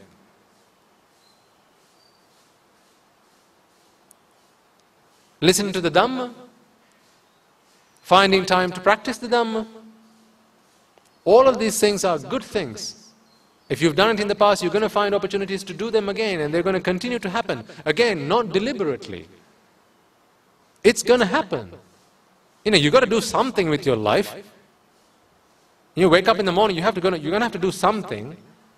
You can't just sit on your backside all day doing nothing. That's an Arahatu Mahansa is perfectly happy with doing that. Why? Because he's fulfilled the path. There's nothing left for him to do. But for all of us, we have stuff that we still have to do. So the things that we choose to do are to refrain, abstain from the unwholesome deeds, and to conduct and cultivate the wholesome deeds. And the wholesome deeds that you haven't done in the past, you're going to find opportunities to do them. It's just going to happen. So that's Samma Vayama. So Samma Ajiva, Samma Vayama, Samma Sati. So Samma Sati is right mindfulness. Again, remember, right doesn't cut it. How do you know right from wrong? What's right? 2 + 2 = 4. Yeah, that's right. That's not Samma Sati. That's not Samma Ditti. What's this in my hand? It's a winnowing fan. Is that Samma Ditti? It's right view. It's not Samma Ditti. So right doesn't cut it. So what is right mindfulness then? I'm sorry I have to use that term, but we'll continue because that's the term. Because I mean, if I use another term, people listen to this sermon will have no clue what it is I'm talking about. So we have to base ourselves in what is customary and then find a way to come out of it. That is what we're going to have to do, and we'll continue doing that. So what is Samma Sati? So the Lord Buddha speaks of Kaye kayanupassi viharati atapi sampajano satima vinaya loke abhijja domanassa vedana vedananupassi viharati atapi sampajano satima vinaya loke abhijja domanassa chitte chittanupassi viharati atapi sampajano satima vinaya loke abhijja domanassa. And then dhammanupassi viharati atapi sampajano satima vinaya loke abhijja domanassa. Vinaya loke abhijja domanassa. Very important. What is Vinaya? What is Vinaya? Discipline. What are we trying to discipline? What are we trying to discipline? Our minds. We are trying to discipline our minds. Vinaya loke. Again, we're speaking about the world. What world are we trying to discipline? What do Anaryas try to discipline? Which world do Anaryas try to discipline? The world outside. That's why they pick up guns and bombs and sticks and canes and knives and all that kind of stuff. But you can't discipline the thing that you have to discipline by picking up any of those. You know, weapons don't help you do that. Not those weapons anyway. Vinaya loke abhijja domanassa. Abhijja domanassa. Abhijja here in this context is another word for attachment. Domanassa here is another word for aversion. Alima gatima. Attachment and aversion. Conflict. It's with these two things that we create this world, the world that we've created within us. That is what we need to discipline. And to discipline ourselves, to discipline our mind, we use Kayanupassana, Chittanupassana, Vedananupassana, and Dhammanupassana. I'll briefly speak to you about what each of these things are, but I think to describe them in detail, we're going to have to use at least one sermon for each of them. At least a 3-hour sermon for each of them. I'll briefly describe to you what each of these are. So, kaye kayanupassi viharati. Now, customary for people when they practice meditation and they develop kayanupassana, sometimes people practice walking meditation. Sometimes they practice breathing meditation. Right? There's all types of meditation. None of them are bad, and I haven't got anything against that. But what we need to ask ourselves is, how does it help us achieve the aim, which is what? Vinaya loke abhijja domanassa. I'm walking. Left foot forward, right foot forward. Left foot forward, right foot forward. How does that help me discipline abhijja domanassa? How does that help me discipline attachment and aversion? Question. Or you sit down and practice breathing. You concentrate on your breath. Breathe in, breathe out. Short breath in and short breath out. A medium breath in and a medium breath out. A long breath in and a long breath out. By the way, I've practiced all of this. But again, question. By the way, I'm not insulting anyone who does this. Please don't take it that way. If you take it that way, you've taken something that I've not said, okay? I am not insulting, I have no intention to insult anybody. Anyone who practices that kind of meditation, at least they're doing something that most of us are not doing. When most of us are going after sensual indulgence, at least they are sat down practicing Kaya Anupassana the way they know to practice the Noble Eightfold Path. Right? So I just want you to think about this. How does that help us achieve the goal that we've set for ourselves? Which is Vinaya Loke Abhijja Domanasa. How does practicing or reflecting on breathing in and breathing out help you eradicate aversion and attachment? I asked the question once. So here's the answer I got. The answer I got is, when you practice this meditation, after a while, your mind's going to be focused on one thing. So that was what was explained to me as samadhi. Your mind's is going to focus on, is going to come to a samadhi state, and at that point, well, actually, up until that point, all the teachers that I went to had the same thing to say. But after that point, the teachers I went to had different things to say. Some said, you're going to start to see the world break up into tiny bits. You're going to see all objects, all natural phenomena break up into tiny little pieces. And they're going to come together and they're going to fall apart. They're going to come together and they're going to fall apart. And they even warned me, be prepared because that's going to scare the daylights out of you. And I'm thinking, hang on a second, the Buddha gave me a path to find happiness, and you're telling me when I practice the Noble Eightfold Path it's going to scare the daylights out of me? I've got a problem there. Others said, when you practice this single-mindedness, as in focus on your breath, or focus on left foot forward, right foot forward, left foot forward, right foot forward, when you focus your mind on that, what's going to happen is you're going to feel yourself start to float, levitate. And when that happens, you're going to feel that all attachments that you have, particularly to the ground, have now ceased because now you're levitating. And then you're going to start floating all the way up. And then at one point, you're going to start to experience the parts of your body dismember. And then it's all going to go to nothing, which I've heard the word shunya being explained in some contexts. Zero, nothing. When it goes to nothingness, be rest assured that you have now attained Nibbana.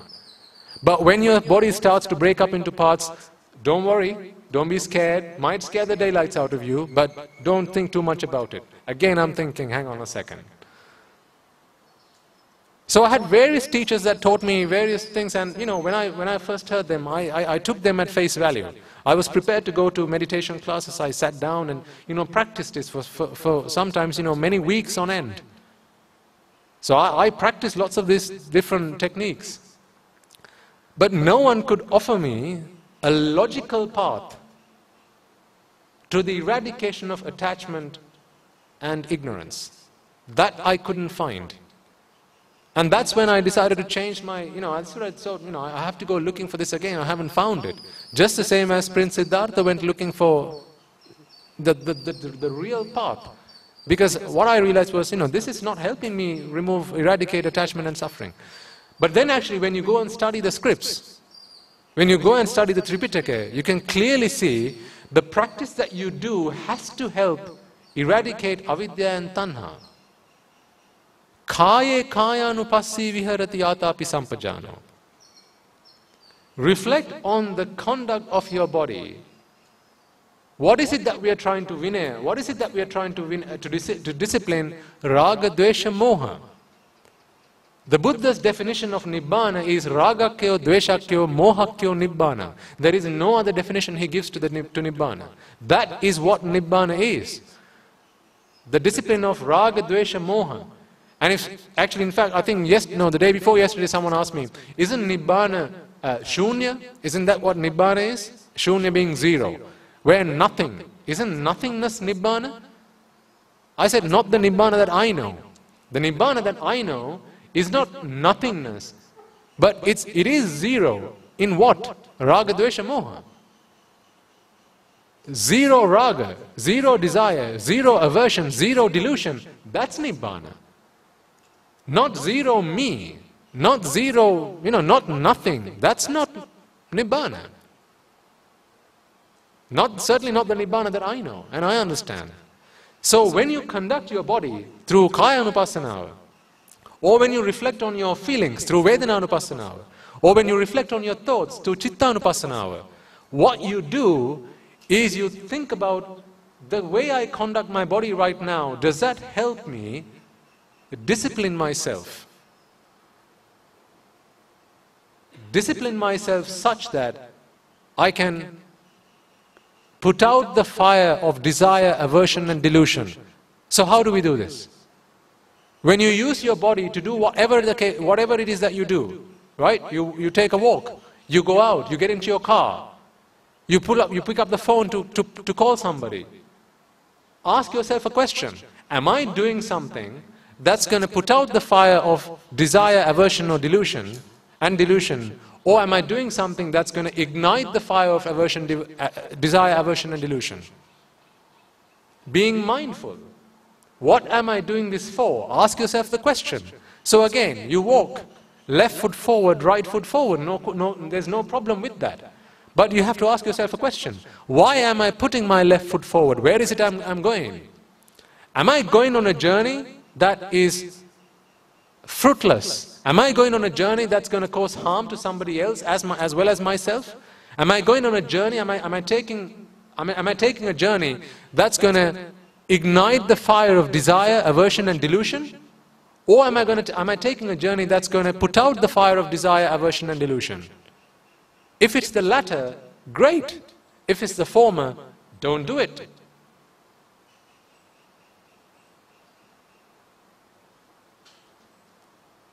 Now that kind of Kaya Anupassana, I can clearly see how that helps me vinaya loke abhijja domanassa. How that helps me discipline and remove attachment and ignorance. But again, you have to have started with Samma Ditti. If you're not based in Samma Ditti, you can't practice mindfulness. Certainly not the Arya mindfulness, certainly not the noble mindfulness. That just cannot happen. Because how do you know when you conduct yourself whether this is something that's causative towards Sang or causative towards Sangma? How do you know when you don't even know what Sang is? When you don't understand that Sang is the problem, ignorance and attachment is the problem. When you don't understand that, how do you know? And then the feelings that you experience, be they pleasurable, unpleasurable, or equanimous. These feelings that I experience right now, think about the things that you do when you want to experience pleasure, right? There are things that you would do. So these feelings that I experience right now, are they helping me put out the fire of desire, aversion and delusion? Or are they igniting the fire of aversion, delusion, desire and delusion? Are they adding fuel to that fire? And then Chitta Anupassana, the thoughts that you have. It could be when you've got nothing to do after you've had your afternoon meal, you're sat down in front of the TV, nothing to watch, perhaps you switch off the TV and now you go into dreamland and you're thinking about something. These thoughts that you're having right now, what thoughts are they? What kind of thoughts are they? Are they Kama Sankalpana? Are they Vyapada Sankalpana? Are they Nekkama Sankalpana? Are they Avyapada Sankalpana? Are they Avihinsa Sankalpana? Now you're mindful of your thoughts, but you're mindful not that you're thinking. Everybody can do that. Seriously. If you ask a Muslim person or a Christian, be mindful as you walk. When you put your left foot forward, be mindful that it's your left foot that's moving forward. Don't you think they'd be able to do that? a non-Buddhist. Be mindful when you're breathing. Don't you think they'll be able to do that? So then, don't you have to be an Arya to practice the Arya Ashtangika Marga? Well, then what's the point? How is that the Arya Ashtangika Marga then? Then it should be the anything goes Eightfold Path. No, it's the Noble Eightfold Path. Why? Because you have to be a noble person first.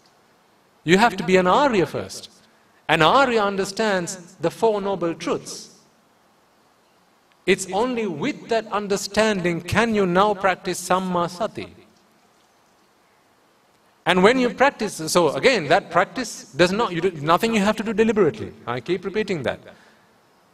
The thoughts that you have are naturally going to be, because they are based in Avihinsa Sankappana, Avyapada Sankappana and Nekkamba Sankappana. Your thoughts, you're always going to be mindful anyway. When you conduct yourself, your body, you're going to be mindful of that anyway. Your speech, you're going to be mindful of that anyway. That's just going to happen. And if you have become an Arya by now, you will experience that. This is not magic, by the way. So there's no levitation involved in this.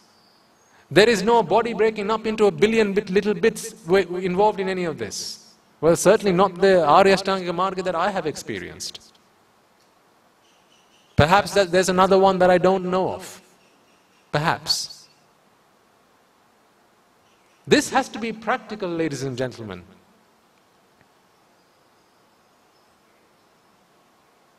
Has to be practical. Has to be something you all can do. So, through Samma Sati, then we move on to Samma Samadhi. Where the Buddha talks about Savitakka Savichara, Priti Sukha, Ekaggata, Pratamajjhana, Dutikajjhana, Tutikajjhana and Tatrutajjhana, which are the 4 dhyanas, the mental absorptions. Again, English translations. Mental absorption does not cut it. The word dhyana has a meaning.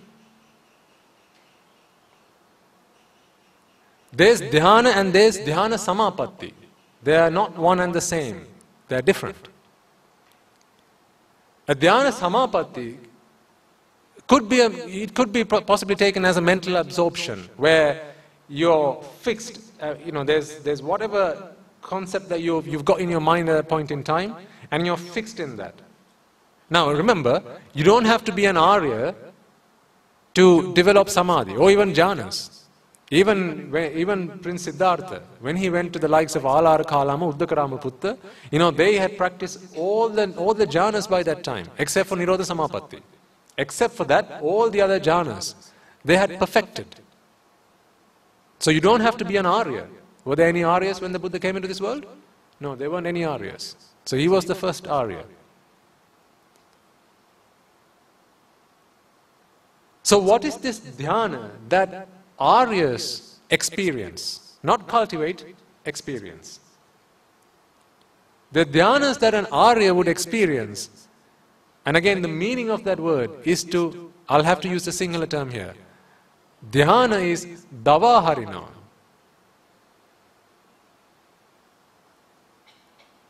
What is davaharina? To burn. To burn what?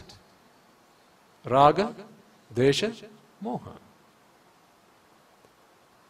When your thoughts, so Savitakka Savichara, not just any old, so there's a difference between Vitakka Vichara and Savitakka Savichara. When it's Vitakka Vichara, this is why, you see, if you're not an Arya, the way you go into the dhyanas is through Vitakka Vichara. So Vitakka is, you take some kind of concept, right? You fix your mind on it, and then you reflect on that. That is the vichara. Vichara karna. To reflect on that, to analyze it. So you don't have to be an Arya to do that. But to practice Savitakka Savichara, Why is it sa-vitakka? Sa because the sa there implies samma. That which has come through the practice of the Noble Eightfold Path. Now an Arya is it's only an Arya that can experience savitakka savichara. The first jhana, the second jhana, the third jhana and the fourth jhana. And through all these jhanas, what we are doing really, okay, I'll come to that point. What we are doing with all these jhanas is davaharana, which is burning away the defilements. Raga, dvesha, moha. Because nothing else, ladies and gentlemen, is nibbana. Nothing else is nibbana. Flashes of light is not nibbana. Levitation is not nibbana.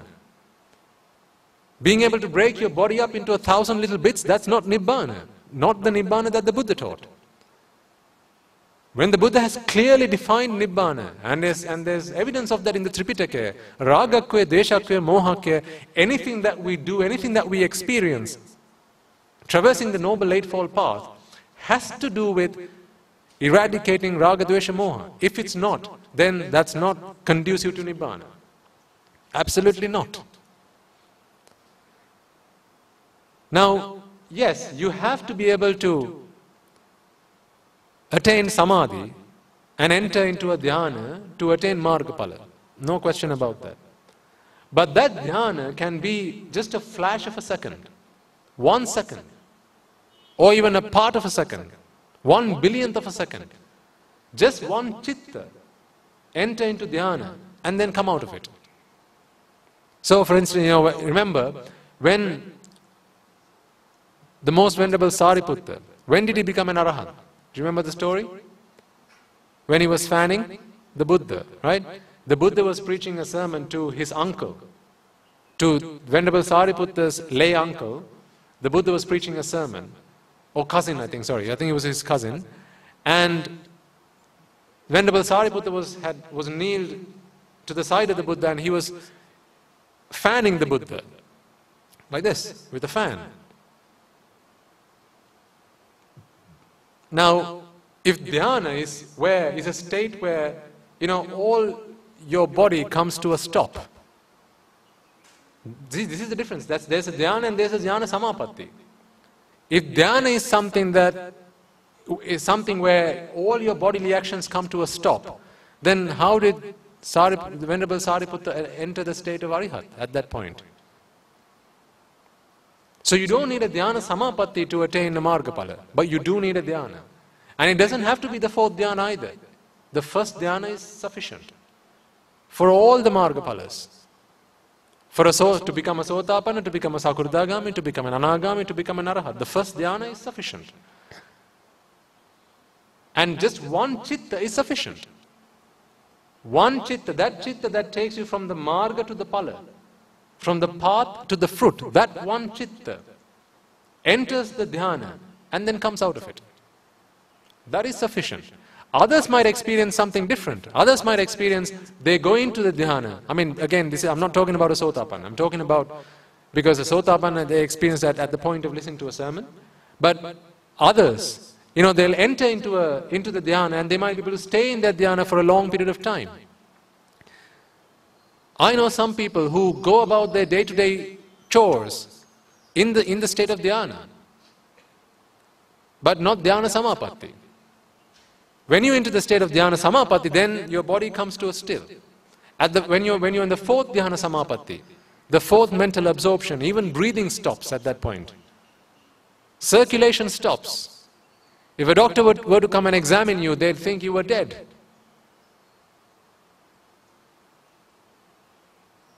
But through the merits that you have done and through the resolve that you've made before you went into the dhyana, your body continues to survive until you come out of that dhyana samapatti. So that's samadhi. And then once you've completed that, samma sati, samma samadhi, that's your Noble Eightfold Path. Now remember I said last week, there are two more paths to this, samma jnana and samma vimukti. Samma jnana and samma vimukti is experienced by an arahatun vahanse. Once the Noble Eightfold Path has been completed to perfection, nothing more to do, completed the brahmacharya, completed, nothing else to do, then they experience Samma Jnana. Samma Jnana is Yata Bhuta Jnana, to see things as they really are. Even an Anagami has to, from time to time, make effort to look at things in the right way, because their view has not been perfected. Yata Bhuta Jnana has not been perfected. Yata Bhuta is to see things as they really are. But for an Arahatun Vahanse, no effort needs to be made. They only see things as they really are. Everything as being cause and effect. You don't have to make extra effort to see it that way. This is why an Arahatun Vahanse never feels anger, doesn't feel sad, doesn't, none of these feelings even come to their mind. Because for the likes of you and I, when such thoughts come into our mind, then we have to reflect on the Dhamma. Sorry, so that was Dhammanupassana, by the way. When the defilements come into our mind, we reflect on the Dhamma. That is Dhammanupassana. Okay? So I forgot to touch on Dhammanupassana previously. Using the Dhamma that we know, applying it to our lives, that is Dhammanupassana. So for an Arahatun Vahanse does not need to practice Dhammanupassana, because their view, their wisdom is perfected. So everything they see in the right way. And once you've come to that point, then you experience Samma Vimukti. Vimukti is the final point of liberation, freedom, from all defilements, all the 10 Dasa Sanyojanas, all the 10 Sanyojanas. So an Arahatun Vahanse, I don't know if you heard of this story where there was once an Arahat Mehenin Vahanse, an Arahat nun, who spoke to, I think it was Venerable Sariputta, and she explains, or she says, sorry, not Venerable Sariputta, it was Venerable Ananda, speaks to Venerable Ananda and says, Venerable Ananda, I have eyes and I can see, but I don't feel like going about looking at things. I have ears and I can hear, but I don't feel like going and listening to things. I don't have a particular urge or a desire to do that. I have a nose, I can smell, but I don't feel like going and smelling things. I have a tongue, I can taste things, but I don't have a particular interest or a particular desire to go and taste things. I can feel, but I don't have a particular need to go and feel things. What state of mind do you think this is? And so at that point, Venerable Ananda says, I don't really know, I'm going to have to refer you to the Buddha. So he goes and speaks to the Buddha and he repeats the question, and at that point the Buddha goes, that Ananda is the state of an Arahat. Now you see, that nun who had attained the state of Arahantship did not know that what she experienced was titled Arahant. It's the title that you don't know. But she knew that I have eyes, I can see, but I don't feel like I need to go and see. I didn't need to go and look at anything. I can see, but I don't feel the need to go and look at anything. So she experiences there's been a change in how she used to be and how she is now. That feeling is Samma Vimukti. That experience is Samma Vimukti, knowing that all your defilements have been burnt, eradicated once and for all. That's when Arahatun Vahanse, back in the time of the Buddha, would approach him and would utter a paean of joy. Udanaveki, you will have heard of them, where they say, the most venerable sir, thanks to you, I have now completed my Brahmacharya. Brahmacharya is what? The Noble Eightfold Path. I have completed my practice. There is nothing else left for me to do. Having become a monk, having been born human, having received your Dhamma, I have completed what it is that I came into this world for. Nothing left for me to do.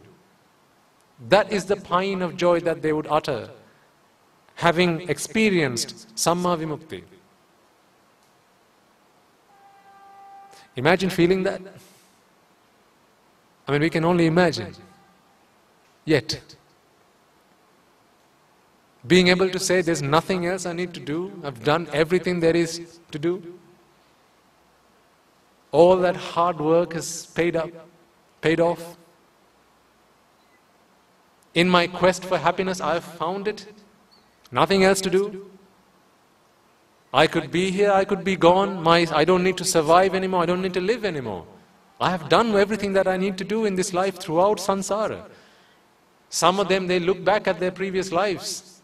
When they have the abhijñā jnana, the abilities to look back at their previous lives, they look back and they reflect on all the times they've been born in the hells. All the times they've been born humans and devas and brahmas, and the endless, incalculable amount of suffering that they had to endure. And now they experience, I have completed all of that. There's nothing else I need to do. I'm done. Just think about when you've finished your homework. All of your homework done. How you walk up to your mother and say, Mother, Ammi, I'm done. How much joy does that bring you? When you completed your O-level exams, when you finished your A-level exams, how much joy did you feel at that point? Imagine then how an Arahatun Wahanse must feel. I've completed everything there is to do, nothing else left to do, I'm done. I'm done with samsara. Sense of Shiva Dhamma is fine. That's what we need to aim for. That's what we are heading for. Hold tight. But don't rush. It's a steady journey. Make it a steady journey. Don't run. Walk. If you can't walk, crawl. That's fine. Don't try to walk while you can only crawl. And don't try to run while you can only still walk. Because when you try to walk when you can only crawl, you're trying to imitate a Sotapanna, Sakurdagami, Anagami, or Narahat. Don't try to imitate the Aryas.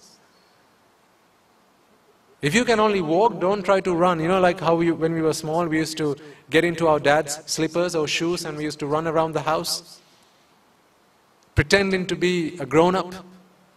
And half the time you'd fall and scrape your knees because we pretended to be somebody we weren't. And every time we did that, that only brought us pain and misery and suffering. So let's not pretend to be anybody. Because pretending, what's the point? Where is that going to get us? Nowhere. In fact, it's one of the Satara Parajikas. Even if once you become a monk and once you received high ordination, if you pretend to have margapalas and you so this is all pretending to have margapala, and you say that to somebody else, hey, I am a Sotapanna, I am an Anagam, I am a Rahatan Wahanse, for gain, with the intention of gain in return. That's a Parajika.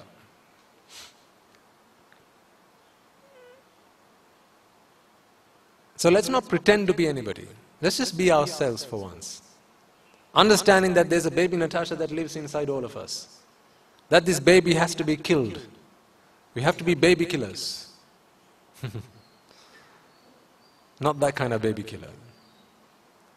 The self that lives within us, we have to kill. But that's a slow and steady journey. Let's not rush. Let's walk. Recently I heard there was because I was preparing to give a short lecture to our novice monks at the monastery.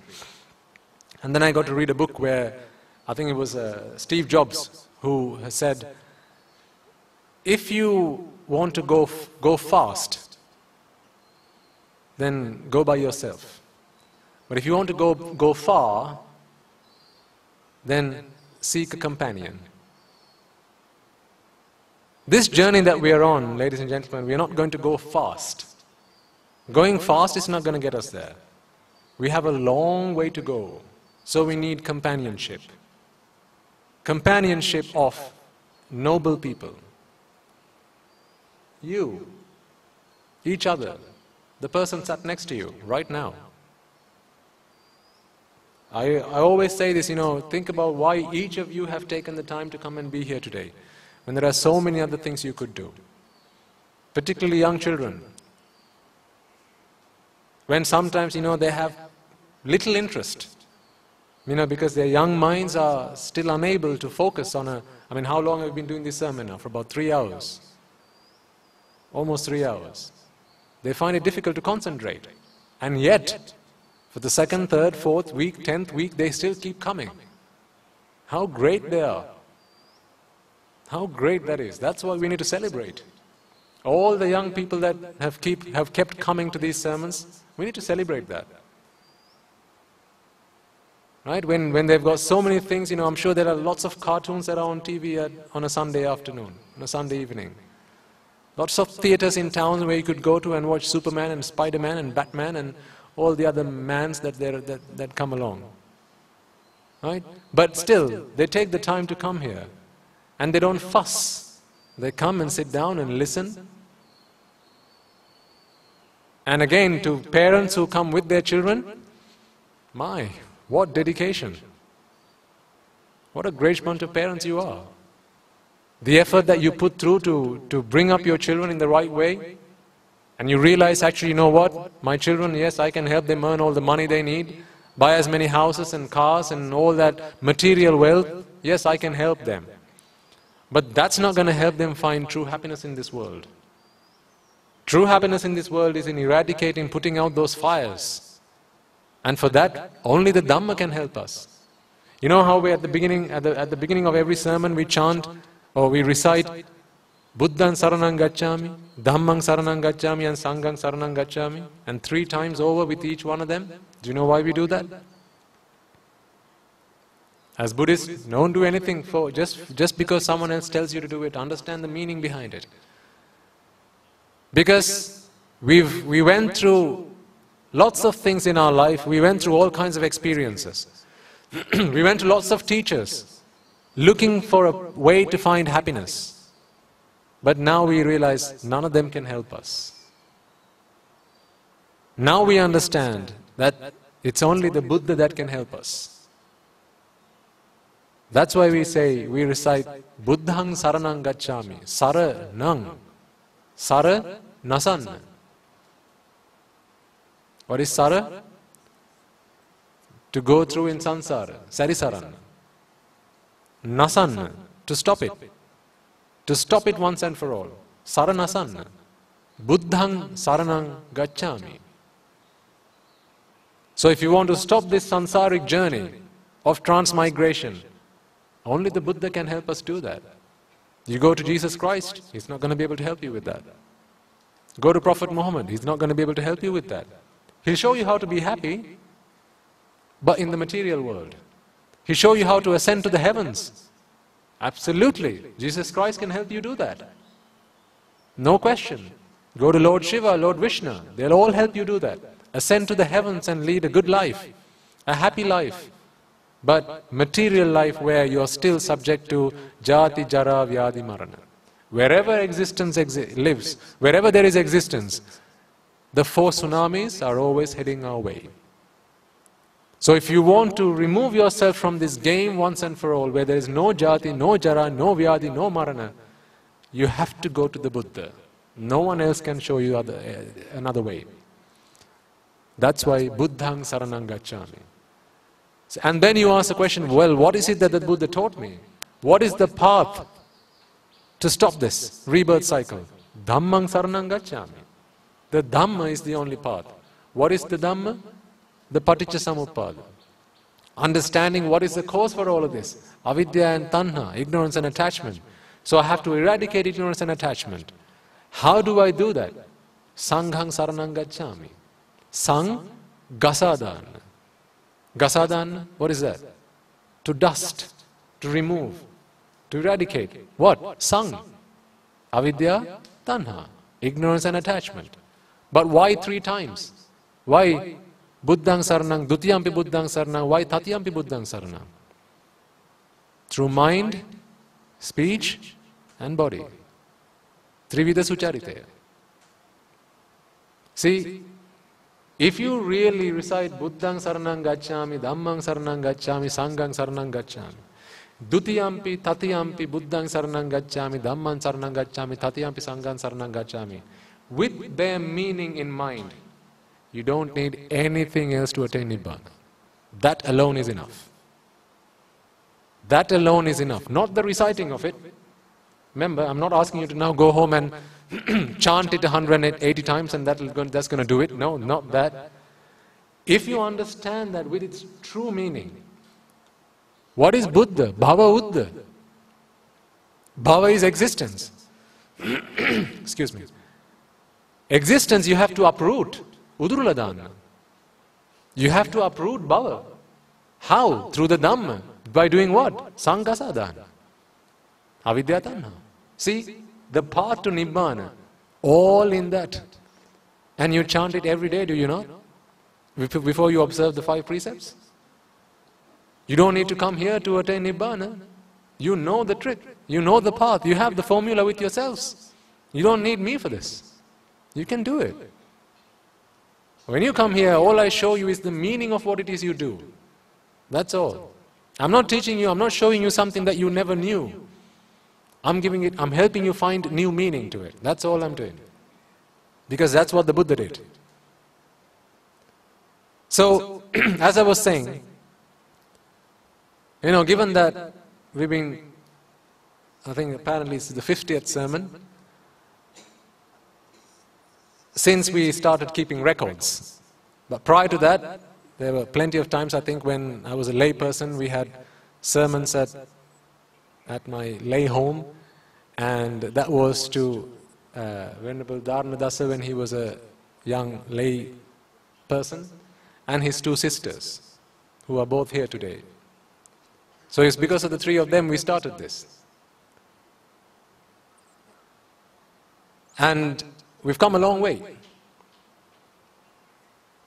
The 3 has grown manyfold, not just in person here, but I think people listening online. So we have to celebrate. As a celebration of the effort that you put in to practicing the path, to experiencing, to achieving what it is that the Buddha came to give us. Remember, this is the Father that went through endless pain, endless torture, to give us what we have today, to gift us the path to Nibbana, to gift us the path to happiness. This is the Father. We are His children, nothing else. I am nothing other than the vehicle for His Dhamma. He owns the Dhamma, not me. The Buddha owns the Dhamma. He is the proprietor, not me. I'm just a vehicle. This vehicle will break after a little while, and then there's going to have to be lots of new vehicles. All of you, I hope, will one day be on this seat. Even if you're not on this seat, this seat, I don't mean literally this seat. Metaphorically, in your workplaces, in your homes, with your friends and relations. If they're prepared to listen, then don't keep your mouth shut. Speak. Give the gift of Dhamma. Try it at least once. If they reject it, that's okay. One day they might come and ask you again, hey, Manchang, you know what you said that day? Can you tell that to me again, please? Yeah, sure. Sit down, let's talk. Now you're ready to listen. But sometimes you never know, the first thing you say, that could be enough for them to change their lives beyond imagination. Think about how much change it's made to your lives. You're not the same person you were 6 months ago, 6 weeks ago, 6 hours ago, 6 minutes ago. You're not the same person. Because every moment, after you've entered this path, you're gonna travel on this path. And it's going to take us to that sea of Nibbana. So as I said last week, well done to all of you. There are lots of people who put in a lot of effort to make this happen. I'm just a very small cog in this whole process. I mean, literally all I have to do is turn up, sit on this seat. You have everything else prepared for me. I don't even have to go pluck flowers. The flowers are ready to lay at the Buddha's feet and worship Him. I don't have to do anything. All I have to do is turn up.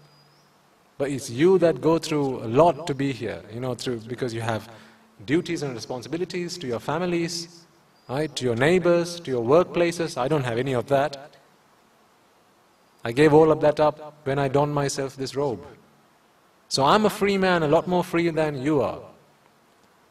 So whilst you have all these responsibilities, you still dedicate your time to come and take the Buddha's gift of Dhamma, to understand it, to find happiness through it, and then to help at least one other person. I remember when we first started doing sermons in this place, I think there were probably 10 people at most, 10 or 15. But we've grown since then. How so? I didn't know and invite anybody. I didn't invite anybody then, I haven't invited anybody since. So who sent out the invites? You did. Each and every one of you. When you came the next week, you invited your friend, hey, I've been going to this sermon for a few weeks now, I think it's quite interesting, why don't you come along? And then you brought them along, and then they brought somebody else along, and then they bring somebody else along. That's how it works. That's the gift of Dhamma. I'm never going to come and say, hey, I do these sermons on a Sunday afternoon, come along.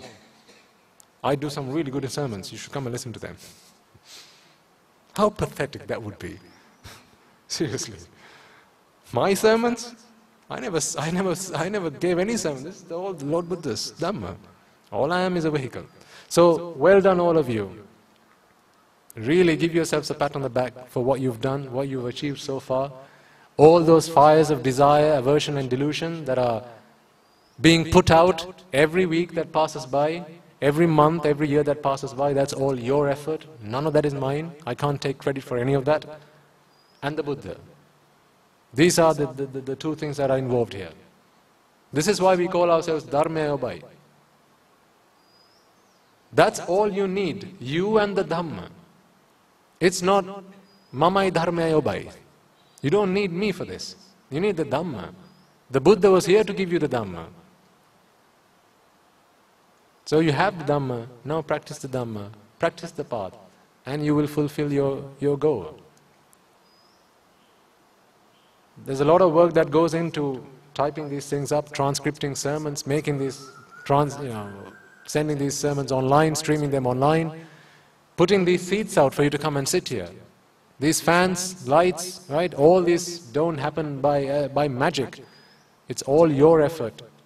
The drinks that are served at the end of this, I didn't ask for any of that. None of these are my ideas. I turn up, there's a seat here, I sit down and I start speaking. So well done all of you. This is a celebration of your achievement. This is a celebration of your success. And this is a celebration of your success on the path to Nibbana. Well done you. I hope that journey completes very soon and in this very birth itself for all of you. May that be your goal and may that be your aim. Have faith in yourselves. Have conviction in yourselves. People will come and say, hey, you're not going to be able to do it. I think one of the first questions I asked you when we first met many weeks ago, sometimes months ago was, you're all successful people. I have no doubt about that. Particularly, you people living in Colombo, right? You're successful people. How many people might have come to you and said, hey, you're never going to be a successful man any day. You're never going to be able to succeed in that business or that job. How many people might have come and said that to you? But you didn't take their word. You had faith in yourself. You didn't give up. Relentlessly, you strived. You put energy into it. So you can do this. Each and every one of you can do this. From the youngest child here to the eldest person in this room, we can all do this. And we'll all help each other to do it. This is the Kalyana Mitra Sevane that we all need. We'll all help each other do this. And we'll complete this journey in this birth itself. Make that promise to yourselves. Okay, so before we conclude, let's chant the Arya Maitri Bhavana. Oh, and before I forget, this Arya Maitri Bhavana meditation has been made available in a CD format. And I think there are copies that have been brought here today. Is that right? Yes? Yeah. So you're all welcome to take a copy. And if there's a friend or someone in the family that might benefit, so it's there in Sinhala and in English, the Arya Maitri Bhavana. So you can share it out with a friend or family, and if you're asking how much is it?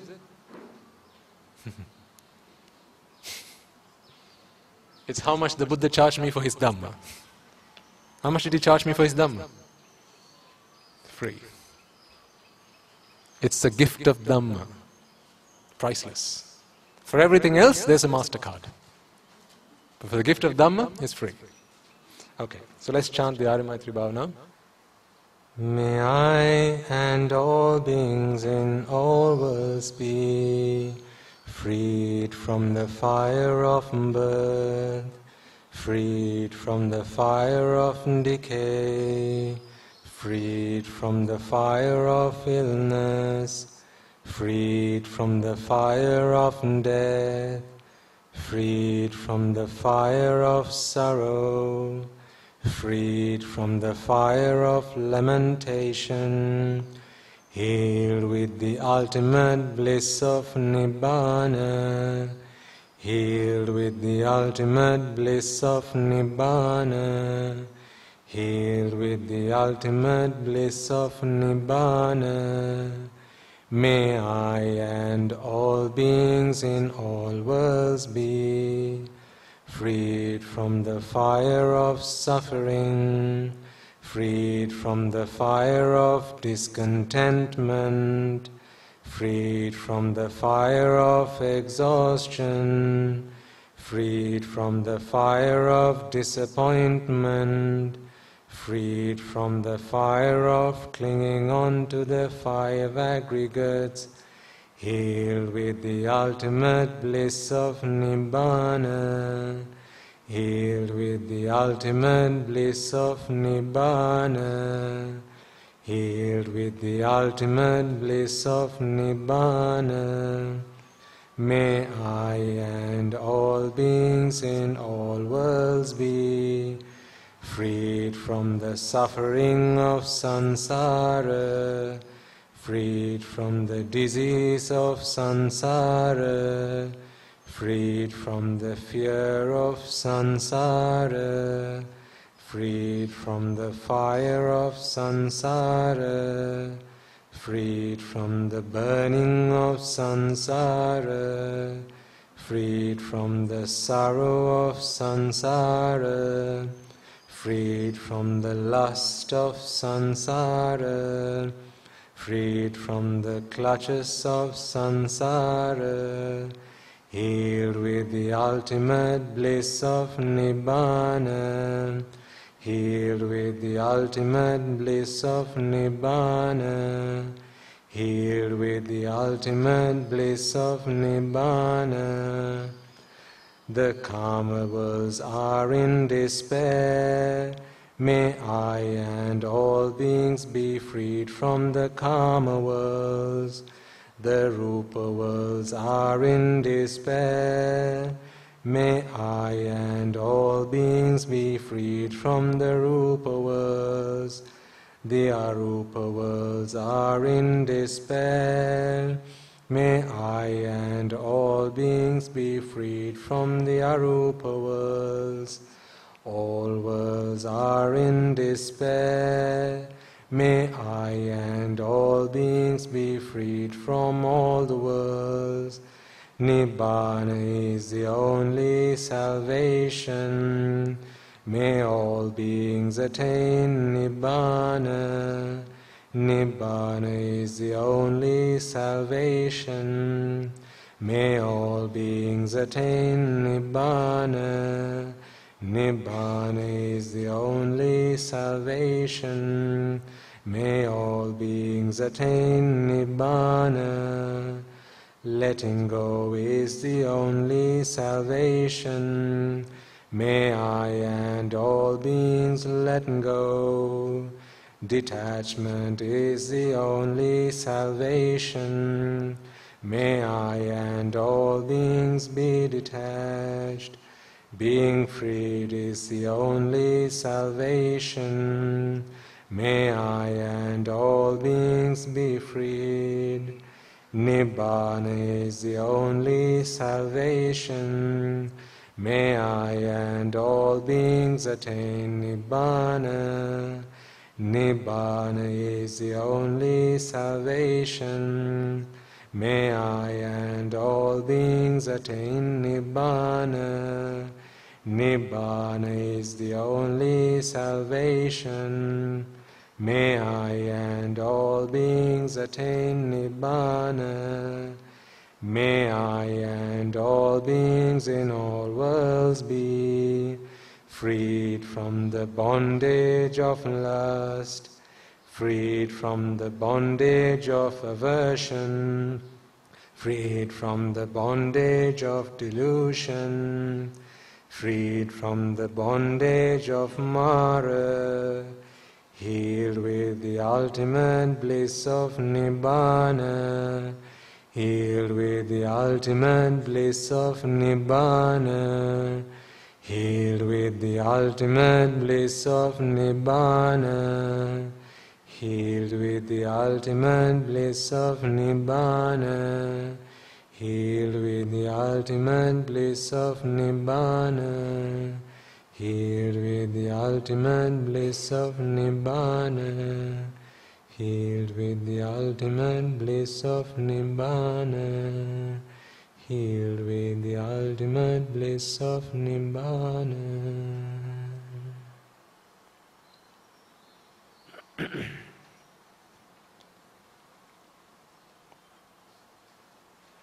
You know what's great about you all? All of this was produced, printed by someone among you. This was produced by someone among you.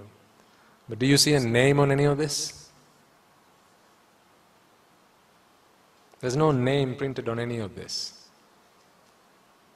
Why? That's what's great. We're on a journey to not preserve ourselves. We're on a journey to not making somebodies out of ourselves. We're on a journey to making nobodies of ourselves. On a journey to making nobodies out of ourselves.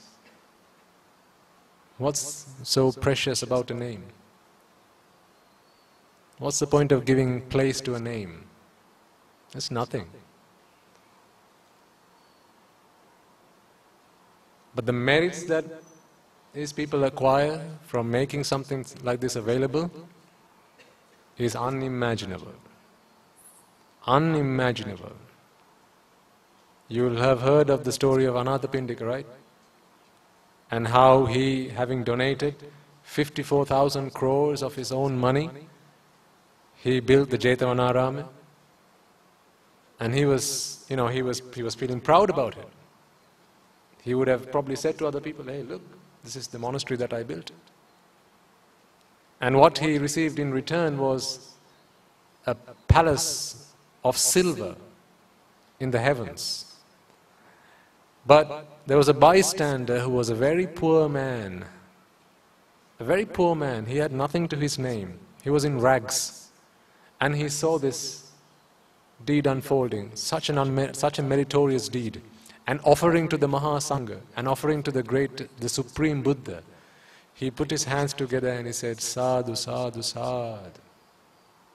You know what he received in return? A gold palace in the heavens. Anathapindika received as reward a silver palace. And this man, with nothing to his name, what he got in return was a gold palace. The Buddha Shasana is a place like that. The Buddha Shasana that is the kind of Shasana, the ministry that we have, where value is given to where it is deserved, not people who go after it. Where praise is given to people who deserve it, not people who go after it. I think again I got to hear that there's someone among you who wants to produce a CD incorporating the sermons that we've done recently and then distribute it for free among you. I didn't ask for it. These are all thoughts that arose in your minds. And I bet there's never going to be a name on any of this. There'll probably be people among you who don't even know my name. What's the point in knowing a name?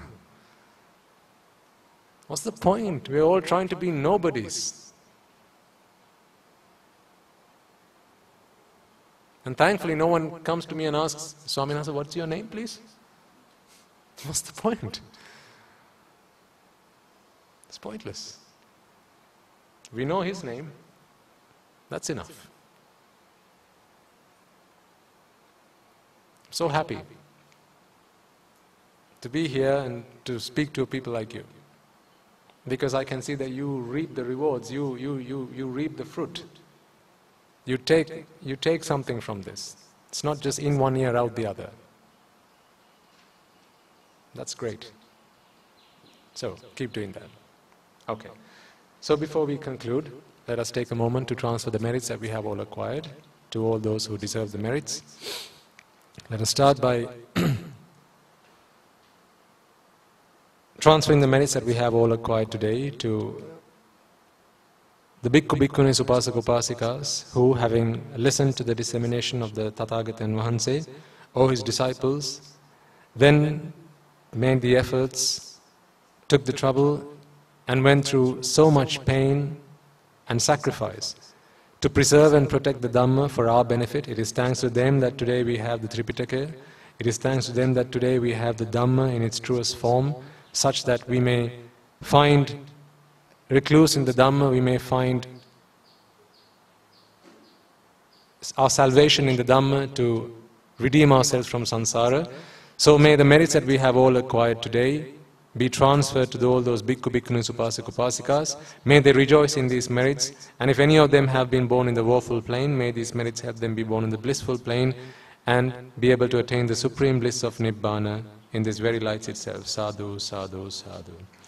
Also take a moment to reflect on all the Bhikkhu Bhikkhunis Upasak Upasikas who not only strive day and night to practice the Noble Eightfold Path, to delivering themselves from samsara, but also to disseminate this Dhamma to all worldly sentient beings.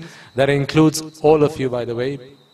As I said a few moments ago, you all take a lot of trouble, you all go through a lot to not only be here in person yourself, but also to give the gift of Dhamma, the gift that keeps on giving to your friends and family. So anyone that would have received this Dhamma thanks to you today is able to put out the fires of Raga, Dvesha, Moha thanks to you. So likewise all the Bhikkhu Bhikkhunis Upasak Upasikas, which includes all of you throughout all the worlds who dedicate their lives to practicing this Dhamma, this path, and also disseminating the Dhamma to all worldly sentient beings, may they all rejoice in the merits that we have all acquired today and be able to attain the supreme bliss of Nibbana in this very birth itself. Sadhu, sadhu, sadhu.